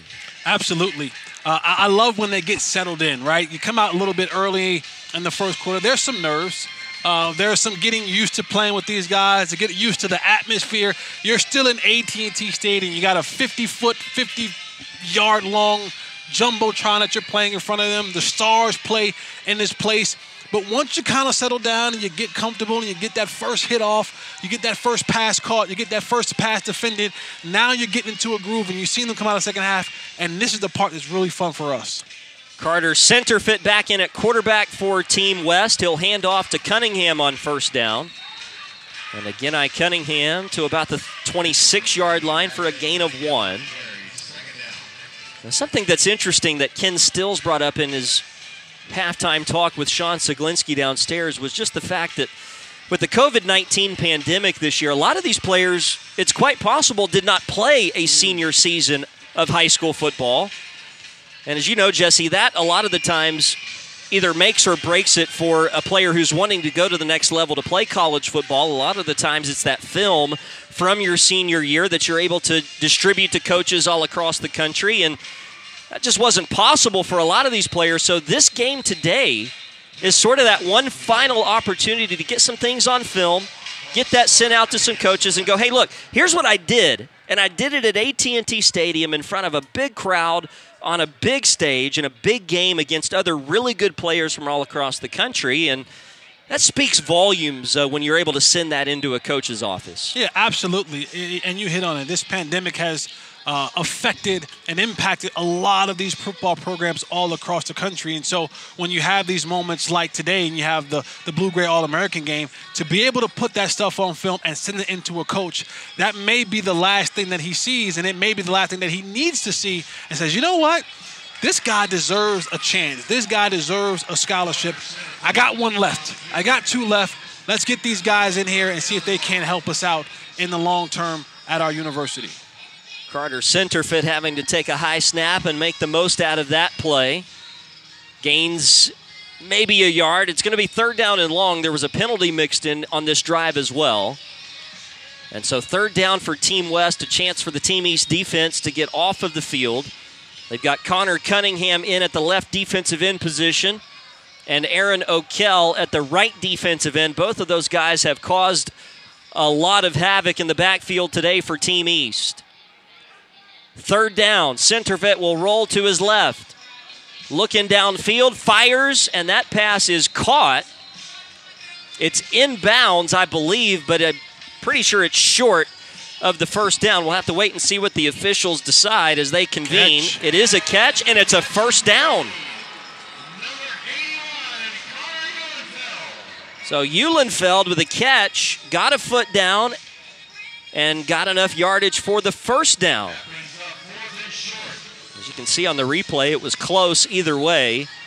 The officials felt confident there. Oh, no, they are going to call it 4th down. So that was an early erroneous call there by the line judge of 1st down. Either that or he did something that he didn't mean. Either way, it's 4th and short. And that confused Team West because one official did signal 1st down. So they sent their offense out of the field with an offensive play. And then all of a sudden now it's 4th down and 1. And you're already backed up on your 34. So now they have to take a timeout, send the punt team out there. There was miscommunication there between the officials and the team. And now they have to go out and punt. That's really unfortunate because that's not Team West's fault there. But they're going to have to burn a timeout to get their punt team out onto the field. And so in to handle the punting chores, Cody Maddock number 27 from Glenbard West High School in Illinois. He's a big kid, 6'3", 235 pounds. And back deep to return will be Preston and Capers. They have handled all the returning duties today for Team East. It's a high, good punt. And Team East will just get out of the way of this thing, let it bounce straight up into the air and be downed at the 33-yard line. Down it was Byron Rosquist-Wall, a linebacker from Foothill High School in Nevada. Doing a good job there on special teams, not allowing that ball to bounce a second time.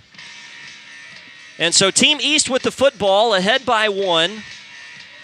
Still 12 minutes and some change remaining in this third quarter. And we'll take a look now at Michael Moore, the 6'5", 190-pounder from Chatham Central High School in North Carolina, who will take the reins as the quarterback for Team East on this possession.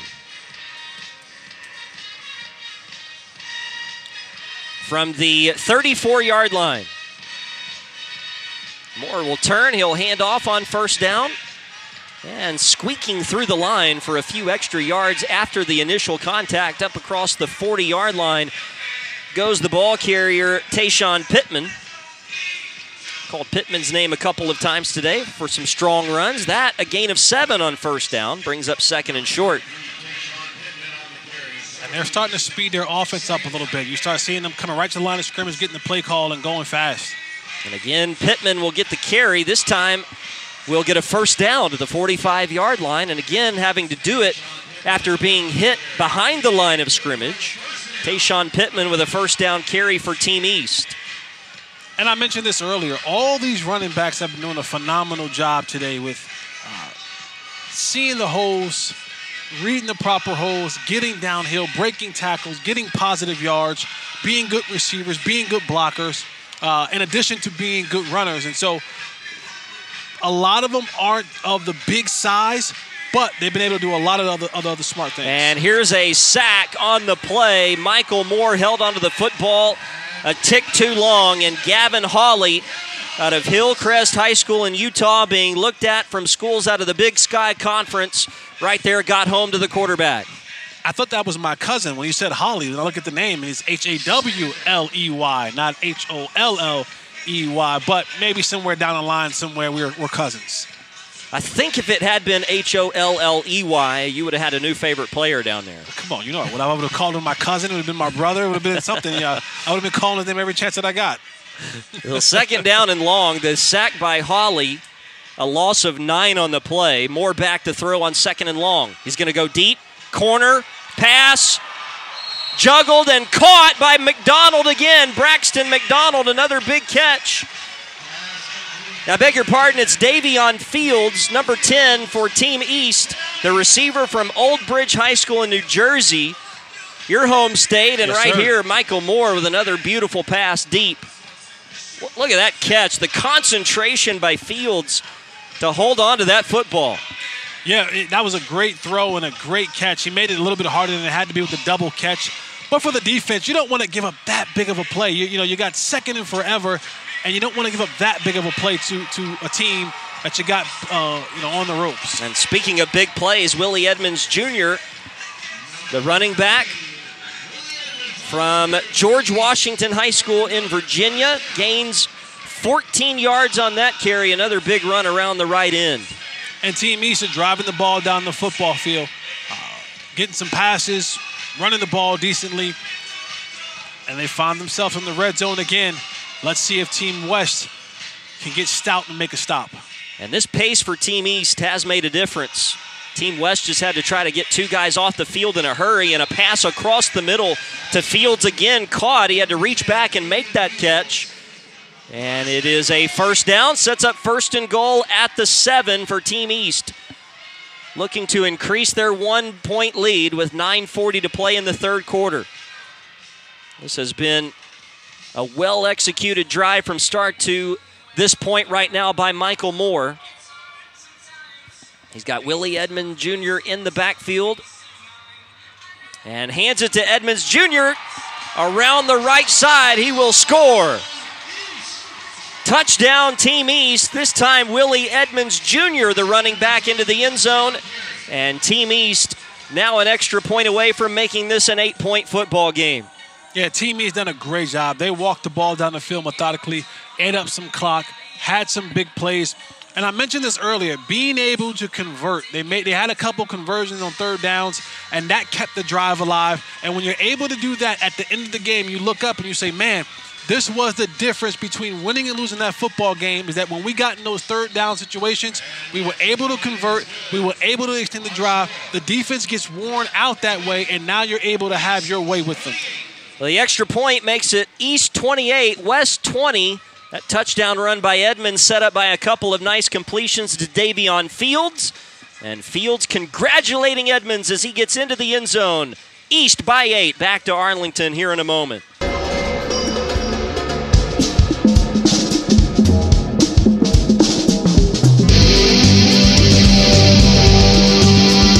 Standing here with Darren Bryden and his father, Craig.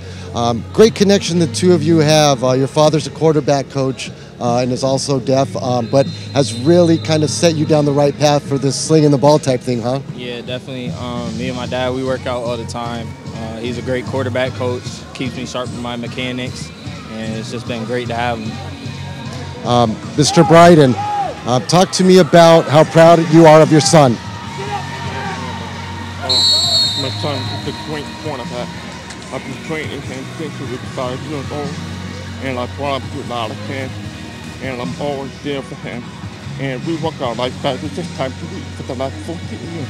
He got a full ride to play Division I in Donnybrook, and I'm very proud of him. Heading to play college ball at the next level, what can you take away from an experience like this working with one-time Sunday football players? It's just a great learning experience because they know what it takes to be at the next level. So being able to listen to what they have to say and being able to rep it on the field is just great to do. Back to you guys in the booth. All right, Sean, thanks very much. A really heartwarming story there. Darren Bryden and his father, Craig, who's his quarterback's coach.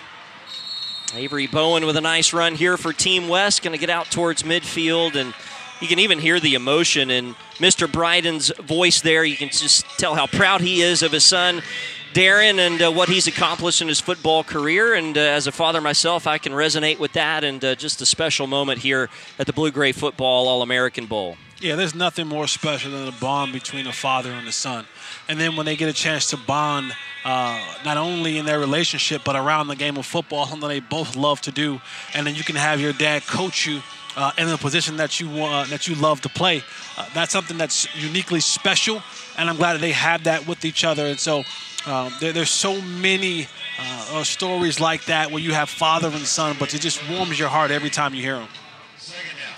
So the West team finds itself down by 8 as we come upon the halfway mark of this third quarter at AT&T Stadium. And it's Ethan Grady right now at the quarterback position for Team West. He is the 6'4", 215-pound quarterback out of St. Monica High School in California, headed to play next year at Bucknell. And he'll pass on second down quickly to the right side. Pass is caught. Inbounds by Will Malcolm out of Coppell, Texas. Malcolm short of a first down. Here comes third down for Team West, and they find themselves down by 8. Jesse, here a first down would really go a long way in obviously keeping this drive alive, and they want to make sure they stay connected with Team East here halfway through this third quarter. Yeah, you got to convert these third downs. You got to keep these drives alive. That's going to be key. That's going to be key for Team West if they're going to win this football game or give themselves a chance to win this football game, is being able to maintain drives longer than 3 and outs and so on and so forth. And a handoff here on third down and 2. Tanner Fletcher gets the call, and Fletcher will get a first down. Right to the stick. Needed 2.5 and got pretty much exactly that before he was tackled on the play by Christian Daniel out of Scotts Hill High School in Tennessee. Fletcher able to move the chains for Team West.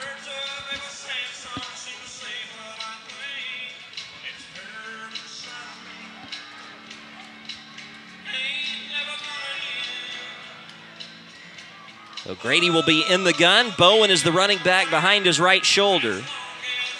On first down from the 42, Bowen through the line, has room into the second level. And Avery Bowen with another strong run being looked at from schools out of the Southland Conference. And he's going to be a good one wherever he ends up out of Westlaco East High School in Texas. Yeah, and I told you, Bowen, he's a no-frills kind of back. He's not going to do much juking. He's not going to do much shaking. He's going to get the football, and he's going downhill. If you're in front of him, he's going to stiff arm you. If that doesn't work, he's going to try to run over you. He's not doing too much juking and running around. He is going downhill, and he's done a terrific job doing that today in the football game. And some good news for the Southland Conference. Yesterday, they brought home a football championship, subdivision championship.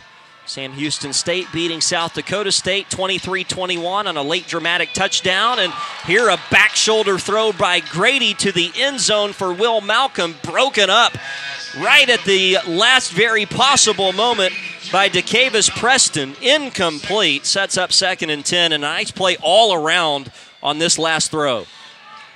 Good pass. You want to see that receiver adjust and hit him in both of his hands. You want to see him bring that kind of play down right there, especially in games like this. These are those moments where, what separates you from the rest of the guys? Can you make plays in tight quarters, in tight situations? That one right there was a play that was possibly could have been made. You want to see the receiver come down with that one for a touchdown. 2nd and 10 at the East 27. And the handoff here to Fletcher, and Tanner Fletcher will be brought down at the 25-yard line. 3rd down and long coming up here for Team West, and this was the story of the first half for Coach Arlen Harris's team. The drives that were able to get down to about this spot of the field and then just sort of stalled out, whether it be due to turnover or penalty or just lack of execution. As you see, a nice play there made by Christian Daniel, the linebacker, once again from Scotts Hill High School in Tennessee. And 3rd down. It'll actually be 3rd down and about 11, maybe 12 coming up here for Team West. Grady back to throw, has some time, is going to look out to the left, and that's wide of the target, incomplete. Good coverage out there on the outside. It was intended for Matthew Sanchez, his first target of the day. He's looking for a penalty flag, but none will be coming. It'll be 4th down, and now Team West right on the edge of field goal range. May try a field goal here, I would imagine. This would be about a 47, 48-yarder right around this range for Gunnar Wydick, who already has 2 field goals so far today. I say he makes it. I'm going on the limb. I say he makes it right here. 46 yards. 46 yards. I just feel it in my spirit. Out of the hold of Cody Maddock, the punter. Gunnar Wydick. It is no good. Short. So, good job defensively from Team East as they stall yet another Team West drive, force the field goal attempt, and it comes up short. And so with 6:14 remaining here in this 3rd quarter, the East still on top of the West by 8. So far in this 3rd quarter, we have had a 97-yard kickoff return for a touchdown by a Jedi Cunningham, and then a touchdown pass to Zach Mitchell, his 2nd of the game, from Darren Bryden, the quarterback who we heard from just a moment ago downstairs with his father, Craig, out of Bloomfield High School in Connecticut.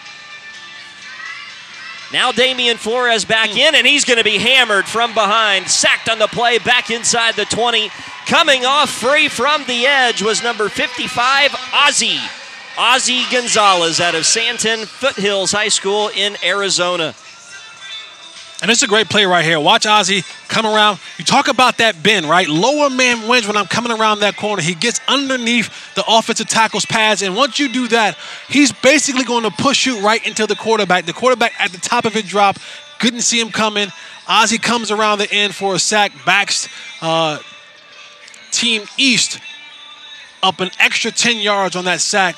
That's a great way you want to start the drive if you're the defensive Team West. And this is another bad play here for Team East as the snap goes over the head of Flores. And he'll have to recover it inside the 5-yard line. This is a nightmare for Ken Stills and offensive coordinator Rodney Beasley. It is 3rd down and an Uber. My goodness, back at the 3-yard line. They need to get all the way to the 39. Is there such thing as a 3rd and 40 yards, seems like, play in the playbook? Yeah, I don't think in 6 hours they were able to install 3rd and 36. I'll be stunned if this is not just a sneak or a handoff. Flores will keep it himself as the quarterback. And look at the fight from him as he crosses the 10-yard line, refusing to go down easily even on 3rd and 36. Those, again, you like to say this a lot, Jesse, but that play right there is not going to show up in any stat sheet, really on any highlight film. But that's just a good football play and shows the heart and determination from a kid who wants to play the game of football. It's a huge play, and while it doesn't result in anything significant on the stat sheet or the highlight reel, what it did was it moved his team out of danger zone.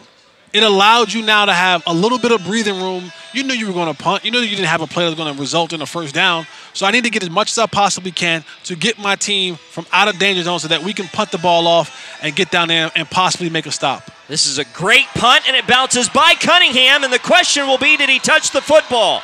It's recovered by Team East.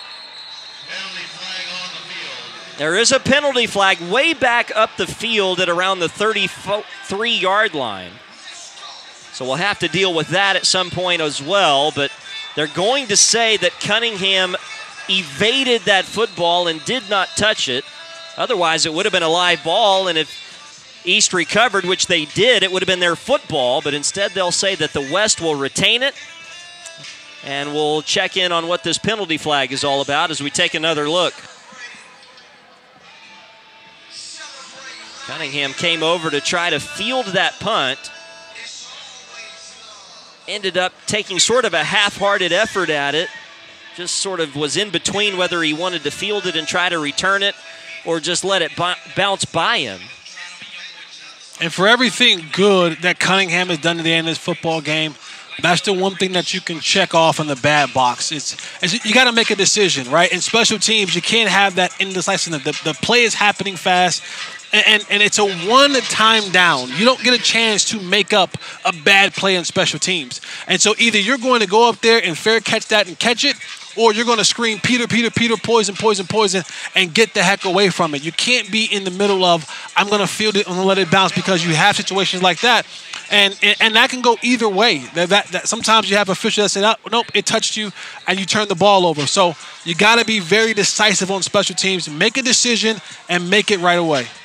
Well, sort of some good news, bad news for Team West. They do retain the possession, but the penalty was against them, so it moves them back to the 23-yard line. And on 1st down, they give the ball to Blake Simpson, and the big running back will barrel his way forward out of Liberty Hill High School. Being looked at by schools out of the Southland Conference, including Jake Spavital down at Texas State and San Marcos.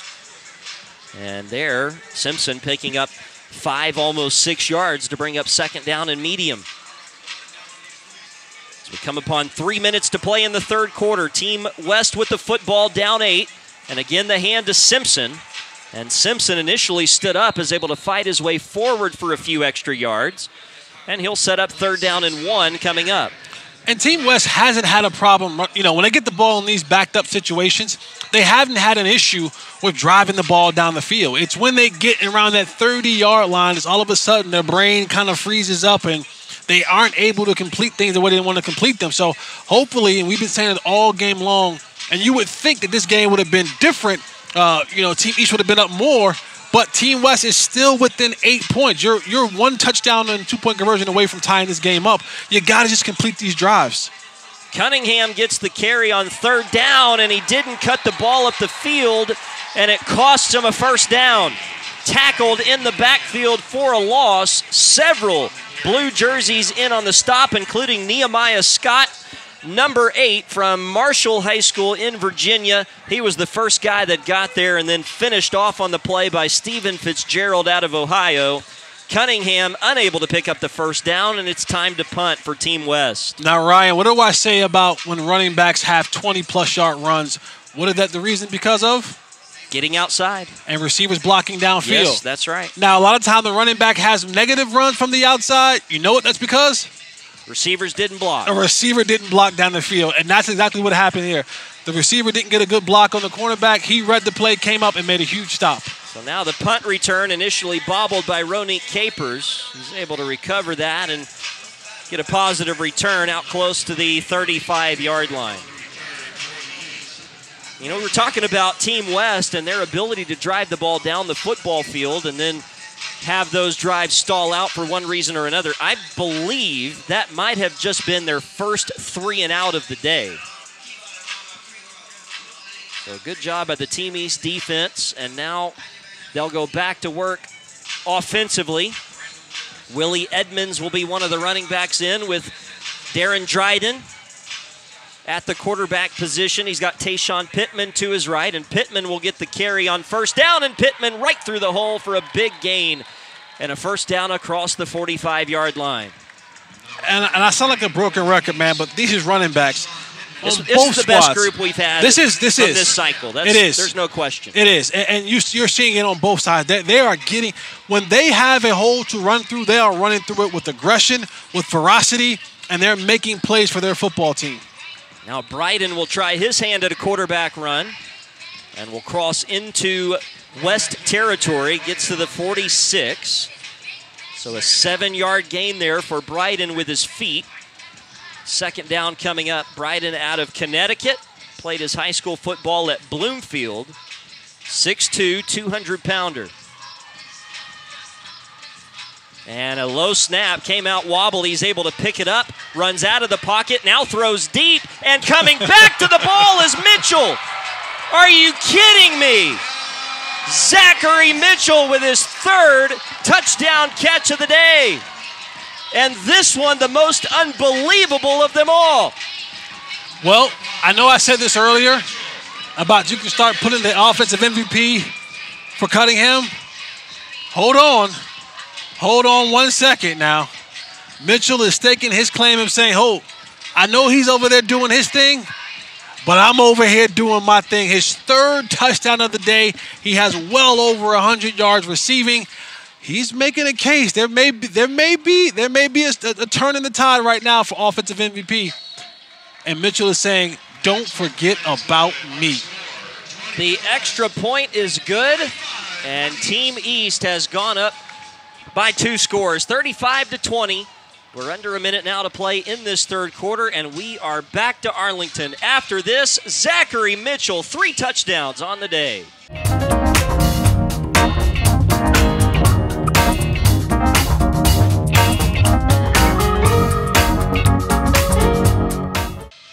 In Arlington, Texas, at the home of the Dallas Cowboys AT&T Stadium, alongside Jesse Holley, I'm Ryan Castle. 39 seconds remaining in this 3rd quarter.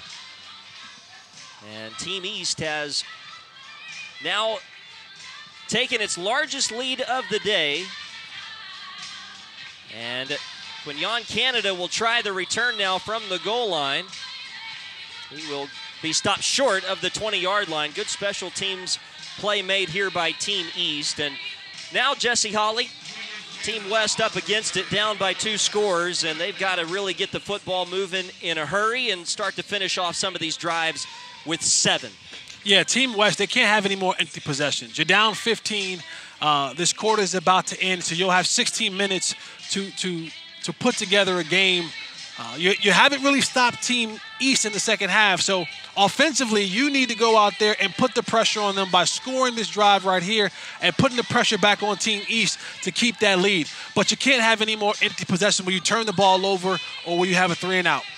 Ethan Grady in at quarterback will throw on first down and out to the left side with a completed pass.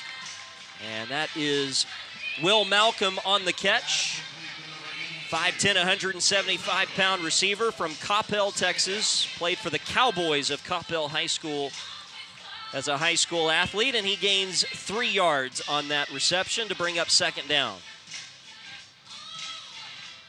So Ethan Grady out of California, headed to Bucknell He's a big quarterback, 6'4", 215. Has good size on him. And will stand tall in the gun here on 2nd down and 6. Wants to throw again with a clean pocket. And just another short throw to Malcolm, who makes the catch in bounds. And then ridden out of bounds pretty quickly there by Kevin Tinsley, the defensive back from South Charleston High School in West Virginia. He is headed to play in Morgantown next year for the Mountaineers of West Virginia University. Made the tackle there to bring up 3rd down and 5 coming up. Yeah, Team West, they got to get a better rhythm going. They got to get some more explosive plays, some big plays. This is the time of the game where you got to start putting your playmakers in the game to allow them to get you back in this with some of their explosive playmaking ability. Big 3rd down here. They got to keep the drive going. Grady back to throw. Hit as he throws across the middle, and that pass is caught. Oh, yeah, it's caught by Braxton Mcdonald as he went across the middle and reeled one in. The New Mexico State commit moves the chains for Team West. And Grady stood in the pocket right there because he had Connor Cunningham breathing down his neck again and just delivered a strike down the football field. That's probably his best throw of the game right there. Good throw, good catch, and they kept the drive alive. And so that will bring us to the end of the 3rd quarter. We go to the 4th here in Arlington with the East on top of the West, 35-20. The class of 2021 Blue-Gray All-American Bowl is 3/4 of the way through. Back for the 4th quarter right after this.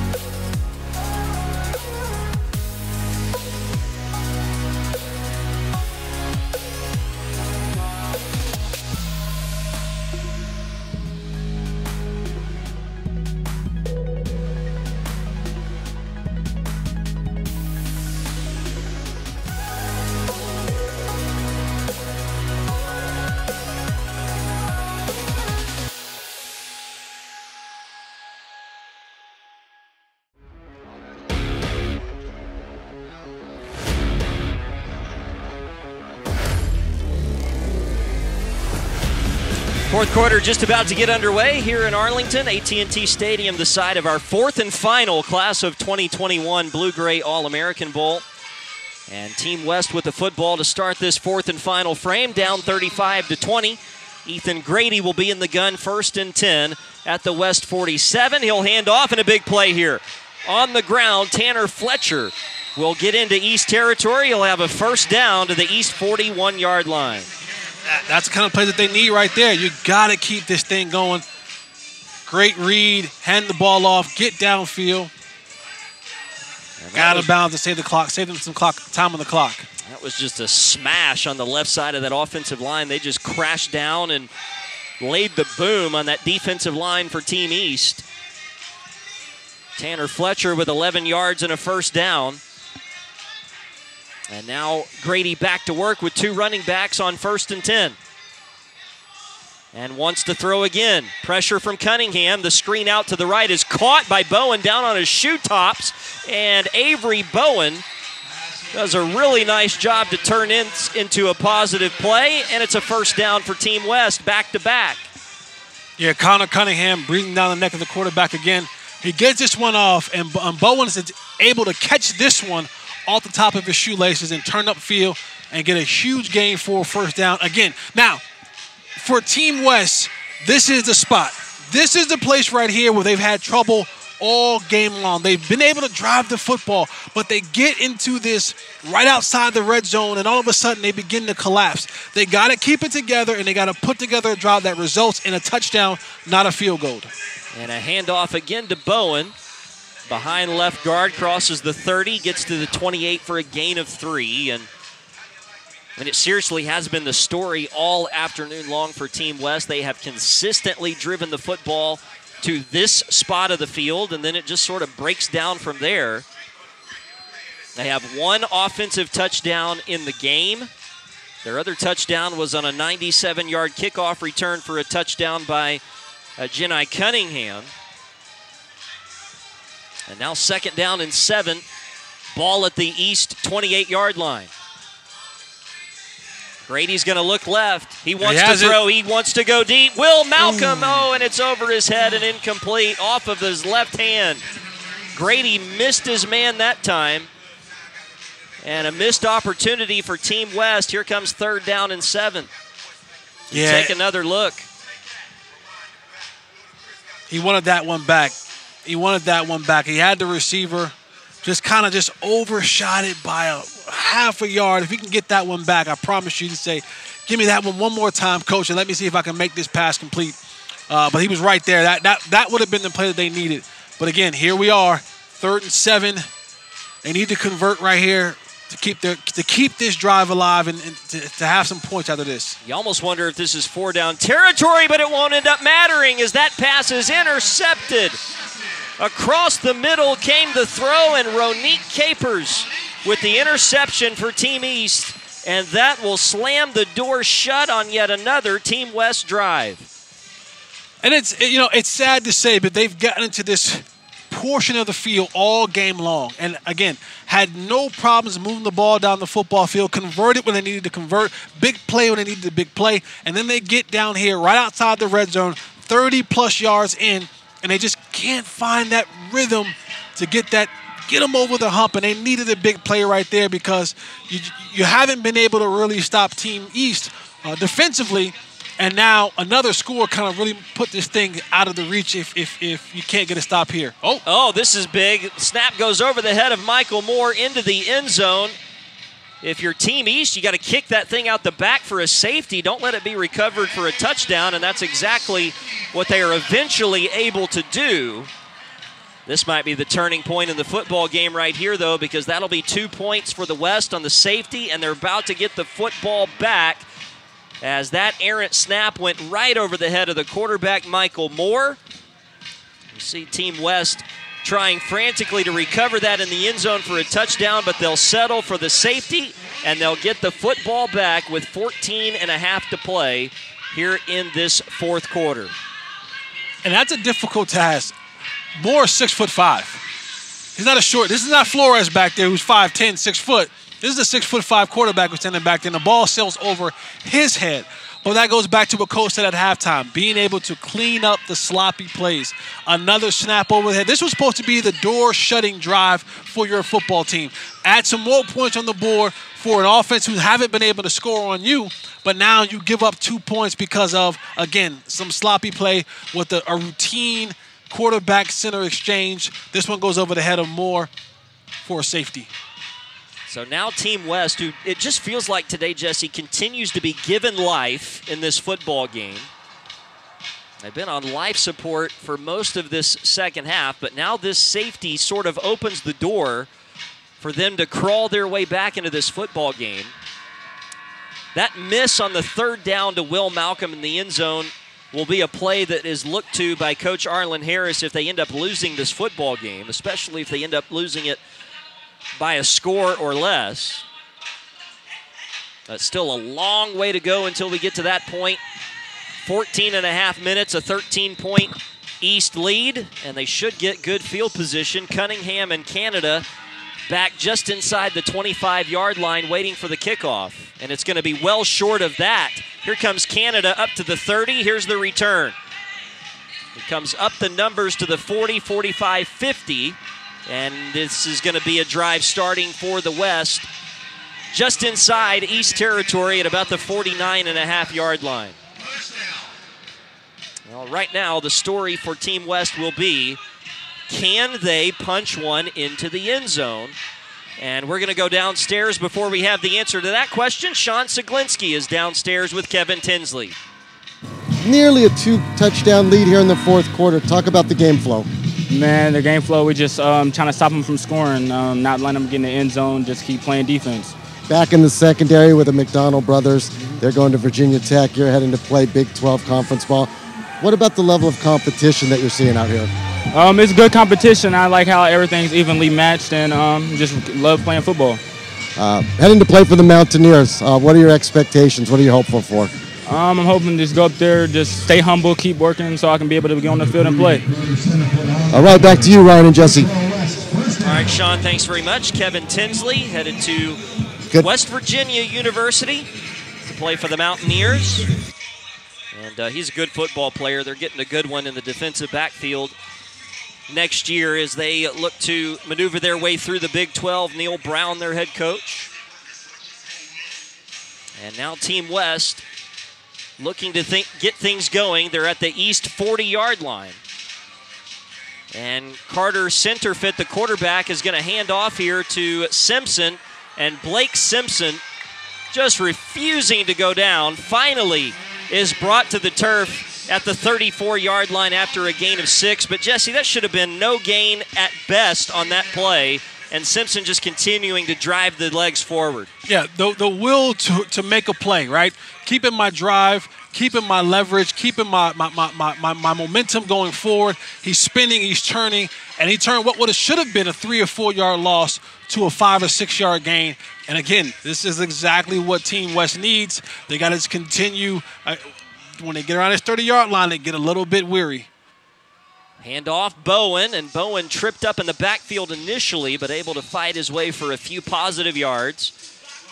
And here it comes, Jesse Holley, big third down for Team West. This is exactly the spot of the field that has been the kryptonite for Coach Arlen Harris and his West team. They have not been able to push over this hump really all afternoon long. We'll see what they dial up on 3rd and short. Carter Centerfit will be the quarterback in the shotgun with Avery Bowen to his right, 3 receivers to the left. Handoff Bowen, first down inside the 30. They're able to convert and move the sticks. Tackle made by Stephen Fitzgerald of Team East, but not before Avery Bowen just lowered his shoulder there. Was not going to be denied the first down. No, he wasn't. And I like him as a running back. And I said this time and time again. He's always going downhill.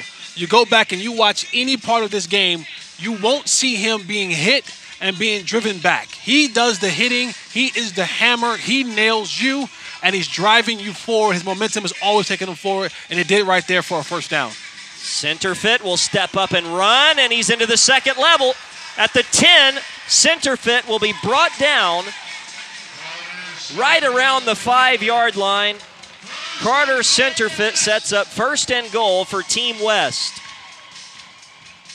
And all of a sudden, it's starting to look like a lot of time left in this football game. If Team West can get a score here, then Team East will have its work cut out for him in the 4th quarter.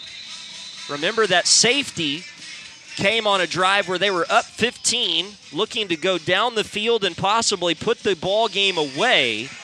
And now timeout will be called. 11:45 remaining in this 4th quarter. A 13-point East lead, but West is knocking on the door. We're back to Arlington here in a moment.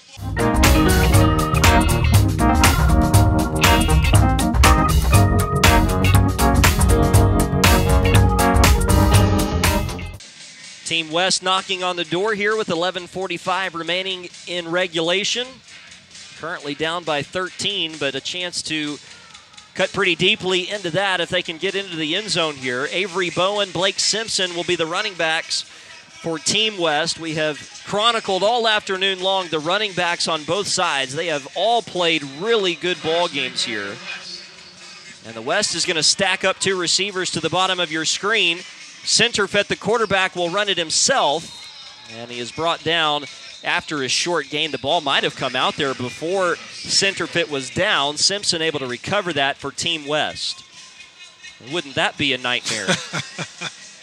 I'm so afraid for Team West right now because they just haven't been good in the red zone all game long. And even on the last bit of that play, Centerfield looked like he almost let the ball get away from him. So my call right here, I give it to Bowen and let him do the rest of the work. Right up the middle, Bowen hit at the 2, still driving forward towards the goal line. He is in for the touchdown.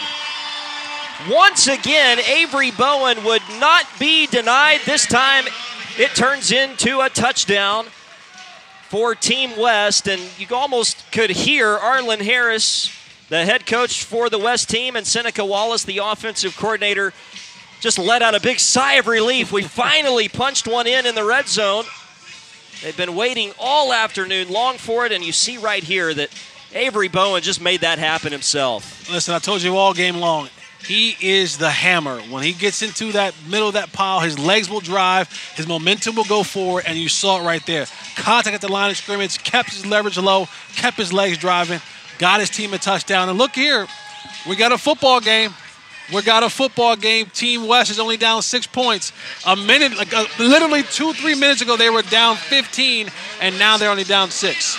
Should be a good finish. 11 minutes remaining in this fourth quarter, and the East leading by 6. We'll be back to Arlington. The class of 2021 Blue-Gray All-American Bowl continues in a moment.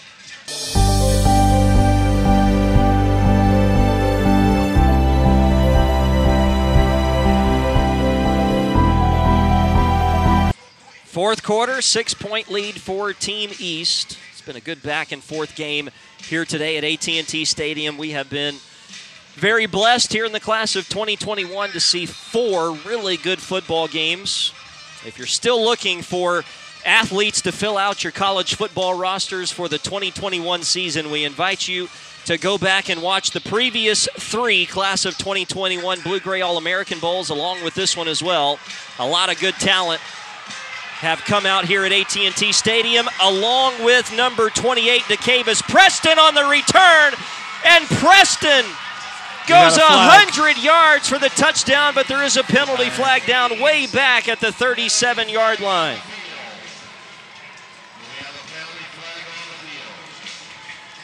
We'll have to wait and see whether this is coming back. If it stands, it is a huge play for Team East. If it does not stand, that's a huge piece of yellow laundry laying down at the 38-yard line that will negate a touchdown. And the way the refs are walking back, it looks like this one is holding on the return team. That's tough. That's tough. You have a huge return, and it's coming back because of holding. As we take another look, this would have been a 98-yard touchdown return by Preston, and he was essentially untouched until he got to about right there at the 40-yard line. That was the hold that you saw that really spurred him the rest of the way. That play doesn't happen without that hold. And so a good call by the officials brings it back for Team East. They'll start 1st and 10 at their 25-yard line.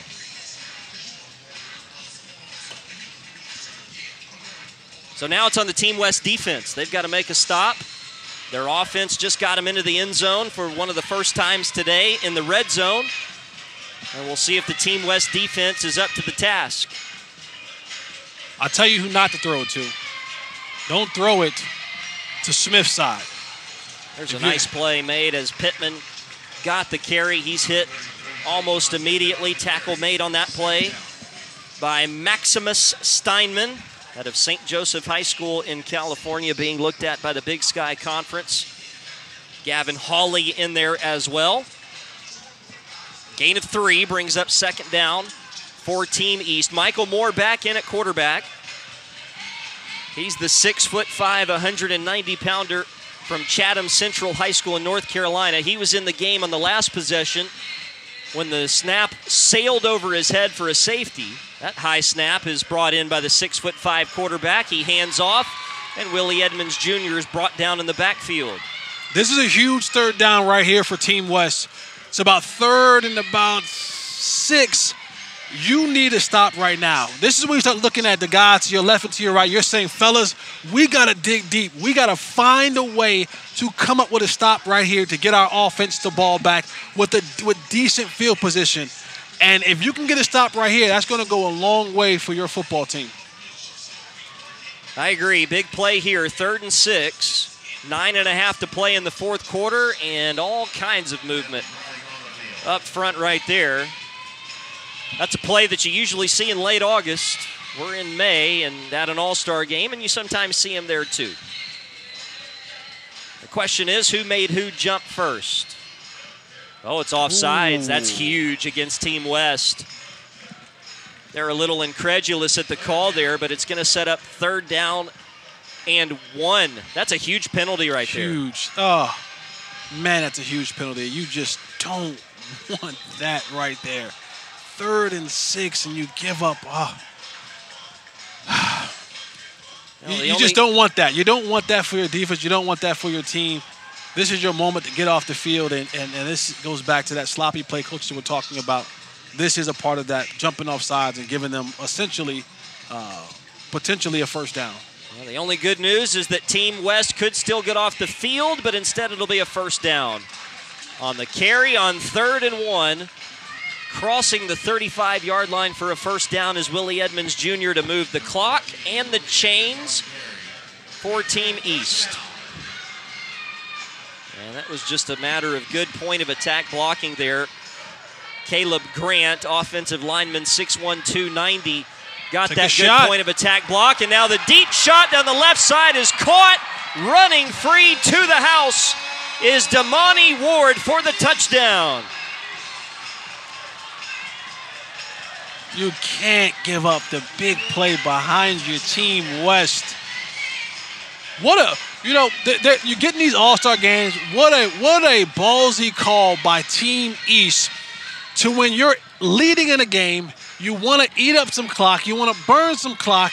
A lot of times you're going to do a lot of running plays, things that you're not putting your team in danger, and they say, to hell with it, we're going up top. And they caught Team West snoozing, and it resulted in a touchdown. And the extra point is up and good.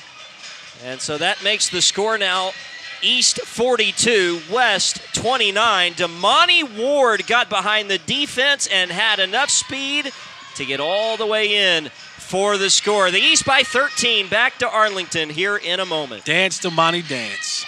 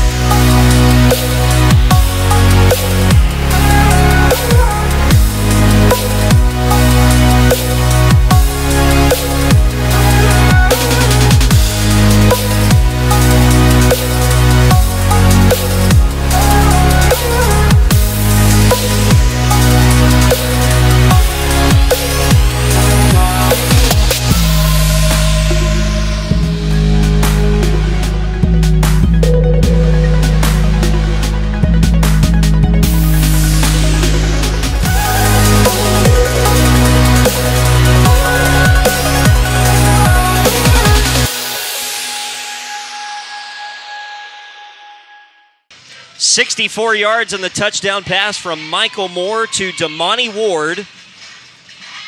5'10", 165 pounds from Grassfield High School in Virginia, and that was nothing but grass in front of Damani after he made that catch.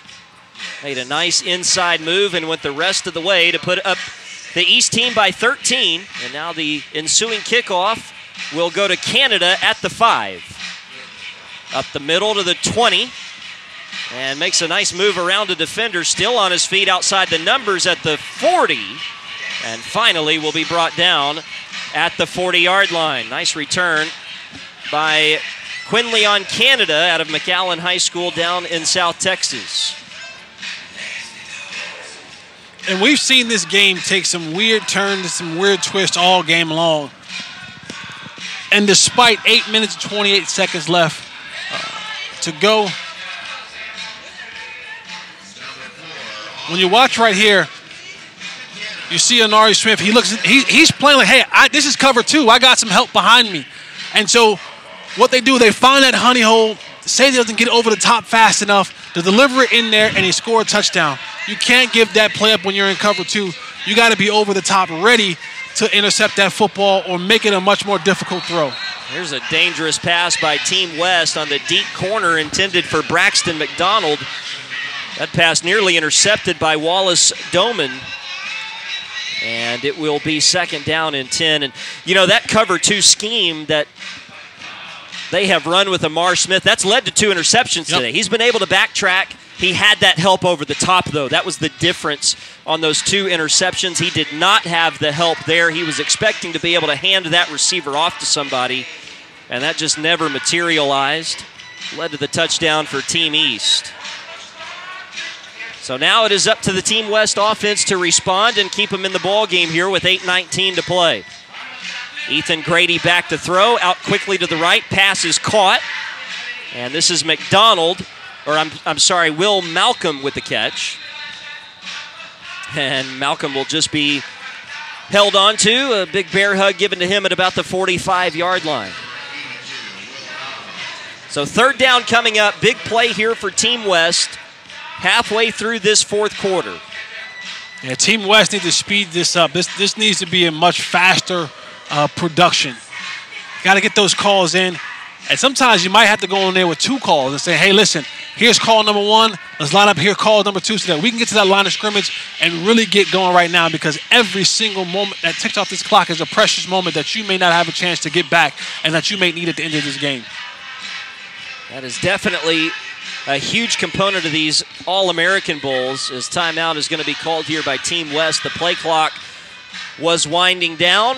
You don't have the hurry-up option in a lot of cases in these All-Star games, and so Team West up against it right now, 8:06 to play in the 4th, East by 13. And so we'll go downstairs as we take a break. Sean Siklinski downstairs. Sean, take it away. Mr. Amador, you've been an integral part of the success in getting South Texas players to come to the All-American Bowl. Tell us about your focus and what you're trying to do to help out down there. You know, it's all about the recognition and about the education, about going to education first, and then, of course, let's go play some sports. And, you know, there's a lot of players in South Texas, and, you know, we want to thank the Blue Gray for giving us an opportunity to find these players just like Micah. And you know what? Micah, we love you, man. Micah, final high school game, Dallas Cowboys AT&T Stadium, then you're heading up to the Pacific Northwest. What are you most looking forward to? Most looking forward to getting to fall camp and working out already with the team. That's a scoop from down here on the field. All right, Sean, thanks. And on 3rd down, all right, boys. Team West trying a screenplay, tackled before the line to gain, and so it will be 4th down for Team West. What do you think here, Jesse? Time to go for it, or is it too early for Coach Arlen Harris? No, you got to go for it here. You haven't had much success all day long offensively. You're trying to create some momentum. You're trying to create a spark. The clock is running. It's not your friend right now. Defensively, you haven't been able to stop Team East. So all you have to do, all you have right now is an opportunity to go for it, and hopefully you can find a spark. You can make a play, and now you'll be able to potentially keep this drive alive. Now we have a stoppage in play here. Ken Stills, the head coach for the East, is at the opposite numbers now, speaking with the head referee. That's who you see there on the screen is Ken Stills on the left. That's Arlen Harris on the right, the 2 respective head coaches in this football game. And I can't read lips or anything, but I'm just looking at body language. I don't think Arlen is all that happy about something down there, as the 2 head coaches speak with the head referee. 7:54 left. This is a big play coming up after this little stoppage. It's 4th and 3 for Team West. I know they're talking about it, saying, listen, bro, you ate the last snack out of the fridge. Listen, okay, I cleaned my hands. I don't have Doritos on my hands anymore, but I'm looking for the rest of my snacks. They figured out, you know what, you can have, oh, no, I'll take the snacks and the football. No, I'm just playing. You guys can have it. I'm going to run these snacks off. Too many calories for me today. Coach is running those, getting his steps in right now. And now we're back to playing some football. So are you telling me that Ken Stills and Arlen Harris, those are your first 2 guys on tonight's all-grocery list team? Yep. There you go. Makes sense. Big play here. Play fake. Pass across the middle. Caught for a 1st down. Great route run and a pass thrown on the money to Matthew Sanchez from Lyford High School in Texas. That's a huge play right there to keep the drive going. Huge play. I love how Coach, he got one side of the field, one-on-one. I love the slant route. You went at the line of scrimmage. He won. Ball was delivered perfectly low and away. Caught by the receiver. 1st down. Now we got to speed this thing up, man. You don't have all day. This clock is running. Remember, they're down 13, so it'll take 2 scores. They're at the Team East 44-yard line. Grady back to throw, steps up, throws left side, incomplete. They will rule that a forward pass, although it was very close, intended for Fletcher. So 2nd and 10 coming up. You take a look at Ethan Grady, quarterback out of California. Headed to Bucknell. Only 2 quarterbacks on the West team today. That was Ethan Grady and Carter Centerfit. A lot of the times when that's the case, you see that team get into a little bit more of a rhythm offensively because they're not having to switch quarterbacks in and out as frequently. Right. That hasn't necessarily been what we've seen today. But Ethan Grady right now in a big spot with his team down 13. A 2nd and 10. With the ball at the 50, just below the big blue star here at AT&T Stadium.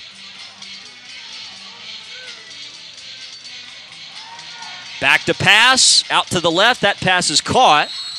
And going out of bounds is Draper Parker, who makes his 2nd catch of the day. And that's a gain back close to the original line of scrimmage. It'll be 2nd down coming up, actually 3rd down. 3rd and about 11 coming up now for Team West. And Team West, they got to have some more chunk plays. These little nickel and dime plays down the field, it's not enough. You got to find a way to get some chunk plays, but you got to do it safely, right? You can't throw the ball into areas that it shouldn't be thrown into, can't throw it high, but you got to be able to get chunk yards. Look up top. You got one-on-one coverage up top. This would be a great opportunity right here for a chunk play. Went at the line of scrimmage. And he's going to throw to the left. Look at that catch by Will Malcolm, extending the arms out towards the sideline to reel it in. And we'll have to wait on the spot. Will Malcolm out of Coppell, Texas with the reception, but he's going to be short of a 1st down. Gain of 10. It's going to bring up 4th and 1. Look at that throw again by Ethan Grady. Just fitted into a tight pocket right in front of Kevin Tinsley, the West Virginia commit. Now 4th and less than a yard.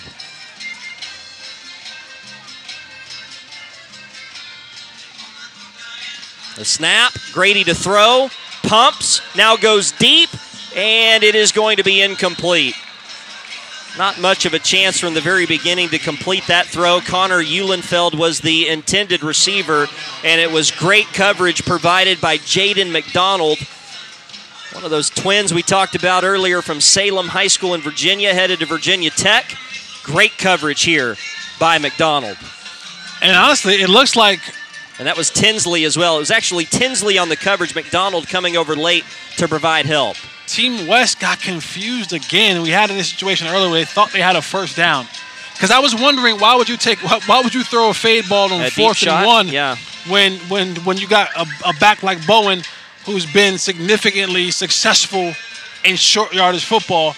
And I think there was some sort of confusion. They thought they had the 1st down, so they took a shot when it was actually 4th down and 1.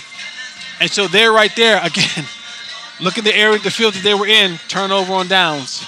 Yeah, that's a good call, partner. I thought the same thing when the quarterback Grady just tried to throw that one deep, and now Tayshawn Pittman with a good run. Started right, turns left, has a 1st down to the 47-yard line. Gain of 12 for Tayshawn Pittman out of Southwest Edgecombe High School in North Carolina, being looked at by teams out of the Southern Conference. And a nice run here by him and good point of attack blocking. One of the guys up front, Douglas Pruitt, being looked at from schools out of the Colonial Athletic Association. And I just have to say this. I'm not sure if you can pick this up in our crowd mic, but it's a crazy choice for the song right now. In this 4th quarter, 7:08 left in a close game. Pass across the middle is broken up. Intended right there for Damani Ward, who had the touchdown reception on the last drive. That dangerous throw across the middle from Damian Flores is broken up, 2nd down. Yeah, if I'm Flores, I'm not trying to force the ball into the middle of the football field when I have a 13-point lead and 7 minutes left to go in the game. I'm trying to find profitable throws. A dangerous throw right there. That ball is tipped up, and when you throw the ball in the middle of the field, That's where most of the players dwell. So when it's tipped up in the air, you got offensive line, you got defensive linemen, you have linebackers, you have safeties. You have a bunch of guys that have the opportunity to be around that football. So that to me is not the greatest throw and the place that you want to put the football when you're leading and trying to close out a football game. Well, a false start here against the center. We had basically 21 guys moved, and the one that didn't was the one controlling the football. So it'll be a penalty against Team East. So now, them back is to their he 42. right or is he wrong? That's a great debate. Because I would say on that play he was wrong. He could have been like, I know what I heard. I heard on 2, and everybody else heard on 1. You know, and I didn't move. We might need to get Sean Siglinski on that, see if he can do some research for us. Oh, look at the snap over the head of Moore again. Or Flores this time, I beg your pardon. He is running for his life and is going to be sacked for a huge loss. I mean a huge loss. Back to the 16-yard line. I know Flores wants to make a play. I know that he thinks he can get out of every situation. But that play, when you're up, just fall on it right there. Fall on it. Just fall on it. Live to see another day. Instead, he does it. He tries to make a play, and he adds another 20 yards to the loss of downs. We said earlier that there was no play for 3rd and 36. I know there's no play for 3rd and 46. This is officially 3rd and 41. Flores back to throw, pressure, steps up into the pocket, and just trips and falls down. That'll officially go as a sack. One of the guys there, Gavin Hawley again for Team West. And I'm not sure there's ever been a more factual statement than it is time to punt for Team East. There's never been a better time for a punt than right here for Team East. 4th and 40. Up 13 with 5:40 to play. So you still like your position if you're Team East. And now if you're Team West, got to get a big return here, I would think. You would hope. And if for Team West, the one guy that you have in your football team that can do something special is Cunningham. If I'm you. That punt is blocked. It's blocked by Team West. They will recover it inside the 5-yard line. Now, there is a penalty flag that was just laid down right can't around. Rush the punter in these all-star games. You're right. That's exactly what it is. But unless that's a 40-yard penalty, or is it? If it's an automatic first down, can you imagine if it's an automatic first down? Well, the officials will sort this out.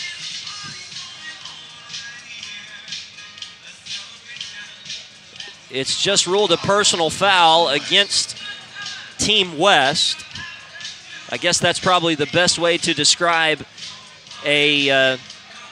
something that you're just not allowed to do in an All-American Bowl. The real question in all of this is, do you award an automatic first down? I think they did. You're right, they did. Michael Moore is out there as the quarterback. Unbelievable. Wow. And as we watch the replay, that was a good play there by number 65 for Team West. That's Aaron Deller. But unfortunately, in a game such as this, you're not allowed to do that. And so it's a first down. And now the snap goes over the head of Flores. He has time this time to turn and throw, and it's caught. It's Mitchell down the sideline. Zachary Mitchell. Touchdown. Wow. There is a penalty flag down way back at the line of scrimmage. But if it stands, it's the 4th touchdown of the night for Zachary Mitchell at AT&T Stadium. It's a chop block on the offense. This play is coming back. Wow. Wow. Zachary Mitchell, that right there would have solidified Zachary Mitchell for being the offensive MVP of the game with another huge play, and he turned on the afterburners. Unfortunately, this play is coming. What a series of events this last 3 or 4 plays have been. You know, we've had a football game's worth of just exciting action in the last 2 minutes. And in addition to that, we've had several plays tonight that would be awesome highlights that haven't counted. Yeah. We've now had a kickoff return for a touchdown and a long touchdown pass ruled back because of penalties. And Team East has really got to figure out the snap situation. This time Flora is able to take in another high snap and give it to Willie Edmonds Jr. to about the 20, maybe the 21-yard line. Second down coming up. So that shot block made it 1st and 25, then the 8-yard gain by Edmonds Jr. You need Flores somehow, some way to grow about 6 to 7 more inches in the next 20 seconds, because every single snap he has to reach up over his head to go get. And his you said 6 or 7. I thought the next word out of your mouth was going to be feet. Oh, yeah. I mean, that's almost been what it takes to get some of these snaps. Now the handoff again to Edmonds Jr., trying to get out of a tackle, and does, and is still on his feet across the 30. Look at that run by Willie Edmonds Jr. out of George Washington High School in Virginia. Shows his determination to get across the 30 and set up a manageable third down. But if I'm Willie, I got to get down. Don't run out of bounds. Great job, Willie. Way to read, way to fight, way to be tough, way to be everything we need you to be. I just need you to be inbounds at the end of this play. Right here. Just fall. Just fall. Don't run out of bounds and stop the clock. You're winning. You wonder how much of that mindset enters into a player's thinking in a game such as this. Obviously, they want to win the football game. I know the coaches certainly want to win the game, but at the end of the day, the players are really here to make plays, and if I can stay in bounds and make a better play, then maybe I'm going to do that. Here's a pass quickly caught by Mitchell. Mitchell fighting for the first down. There is a penalty down once again. That bug has bit both teams quite hardly in this second half. And we'll have to wait and see what this is all about. Mitchell, it appeared, had the first down. So blocking it back by the offense. Yeah. Well, Team East can't get out of its own way right now with the penalties. One penalty called back a touchdown already on this drive. Now a first down conversion will be wiped out. And instead it'll be third down and about 13 coming up. Under 4 to play. Both teams with 2 timeouts left. And a 13-point lead for Team East. Here's 3rd and 13. Flores back to throw. Clean pocket. Goes deep. Left side. Mitchell again. Broken up. Nice play on the back end. Right there by Team West. Jacalvin Newsom from West Mesa High School out of New Mexico, being looked at by the Sun Belt Conference. Came up with a big play right there to force 4th down. That's good defense right there, running stride for stride. And watch at the end, right? I don't panic as a DB. I know he has a step behind me, but I keep my stride. And then when he looks up, I look up. And you saw that right there where he kept his stride, kept into his pocket. When he saw the receiver look back and look up, he looked back and looked up, and he was able to deflect the ball and keep from Mitchell having another big play for Team East. So Team West will get the ball back. Down by 13, under 4 to play, and it's going to be with worse field position after that nice bounce on the punt. This will be down just inside the 25-yard line of Team West, where it'll be 1st and 10 for Coach Arlen Harris's team. 3:34 remaining in this 4th quarter. We're at AT&T Stadium. This, of course, is the home of the Dallas Cowboys. Stadium has been open for 12 years now, hosted a Super Bowl back in the earlier part of the last decade, and has been the host of the Blue-Gray All-American Bowl for 7 years now. We have played at least one of our games here. And due to the COVID-19 pandemic, played all 4 of the class of 2021 Blue-Gray All-American Bowls right here at AT&T Stadium. Carter Centerfit in at quarterback for Team West, and he will run out of the pocket and get out of bounds to stop the clock up at the 35-yard line. That's very close to a Team West first down, and they will move the chains. A nice job by Centerfit to get outside the pocket.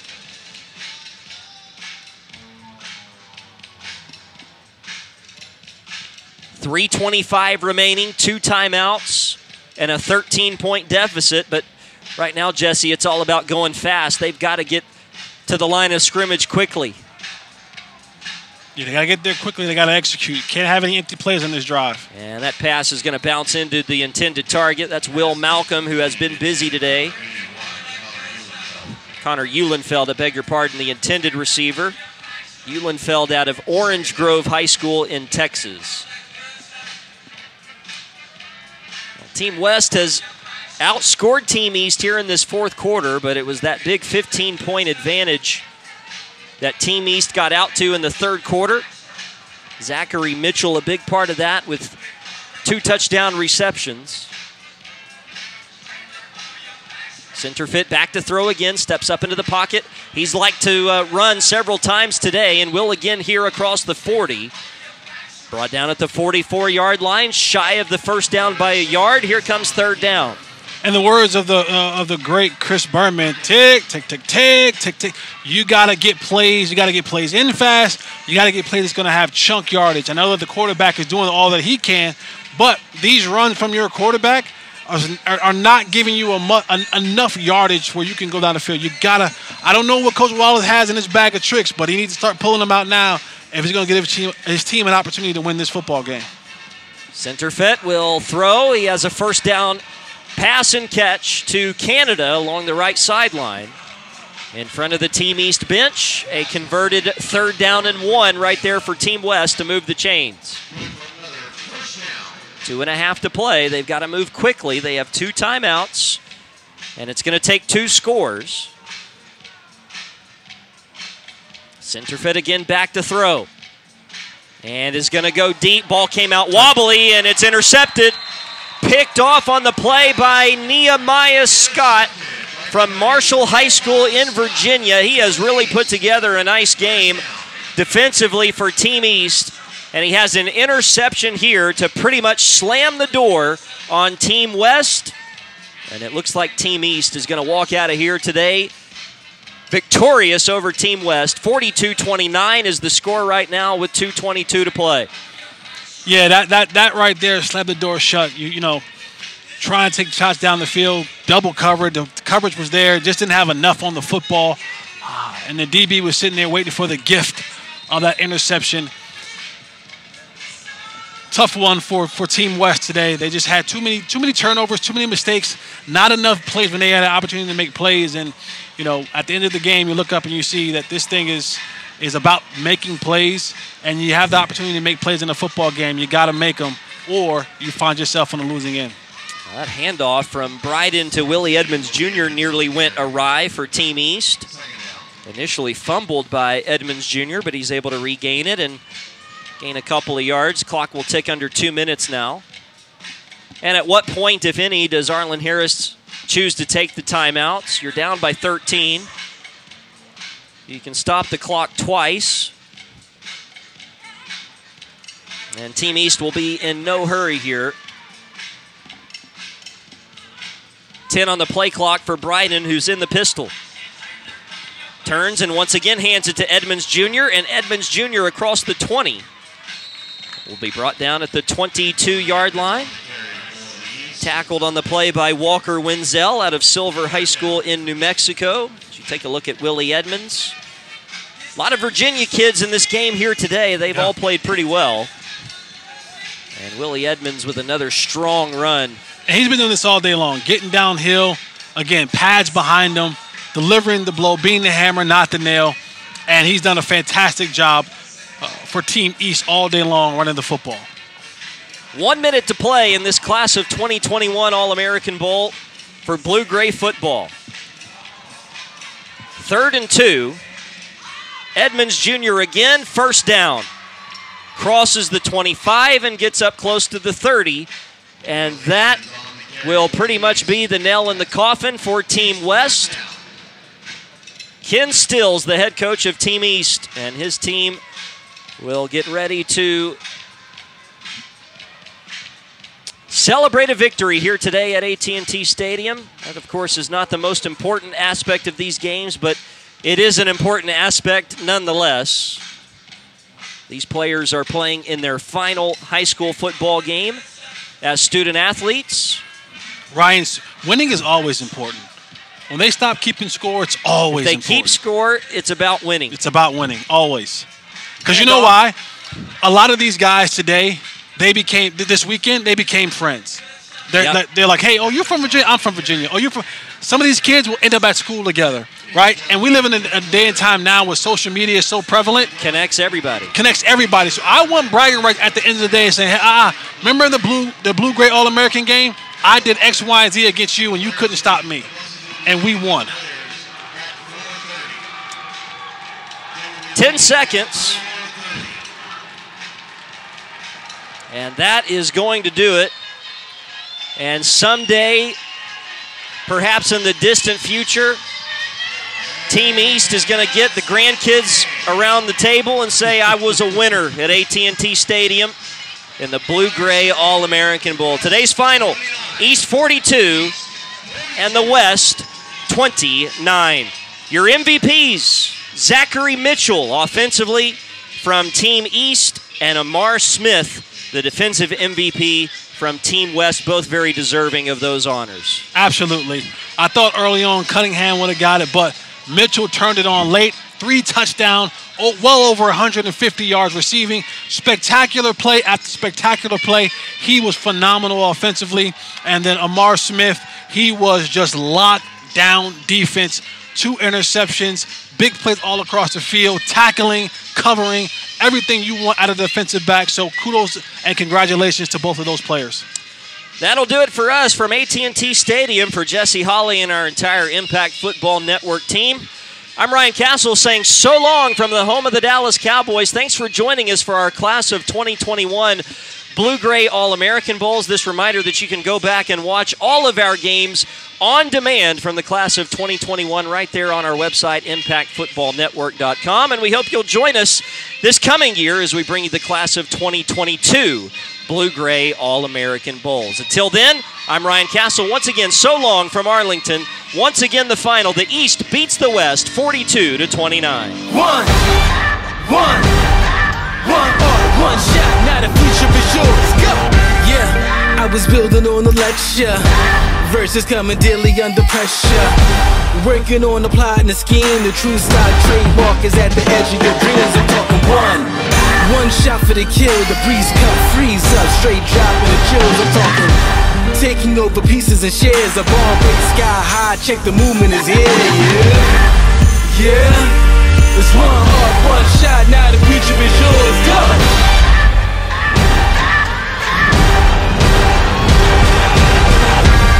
I'm turning dreams into reality. In the lab with the formula and chemistry. The memories spark and motivate and make the industry shake. We put the balls in the breaks. I'm talking one chance at best, yes. Painting pictures for the culture, keep the brushes fresh. Flip the cover, work the drummer, passion never rests. Freedom is our teacher under pressure, now we blessed. See, I was so good for the goal. There's one art, one shot, now the future is yours. Go! Yeah, it's one art, one shot, now the future is yours. Go!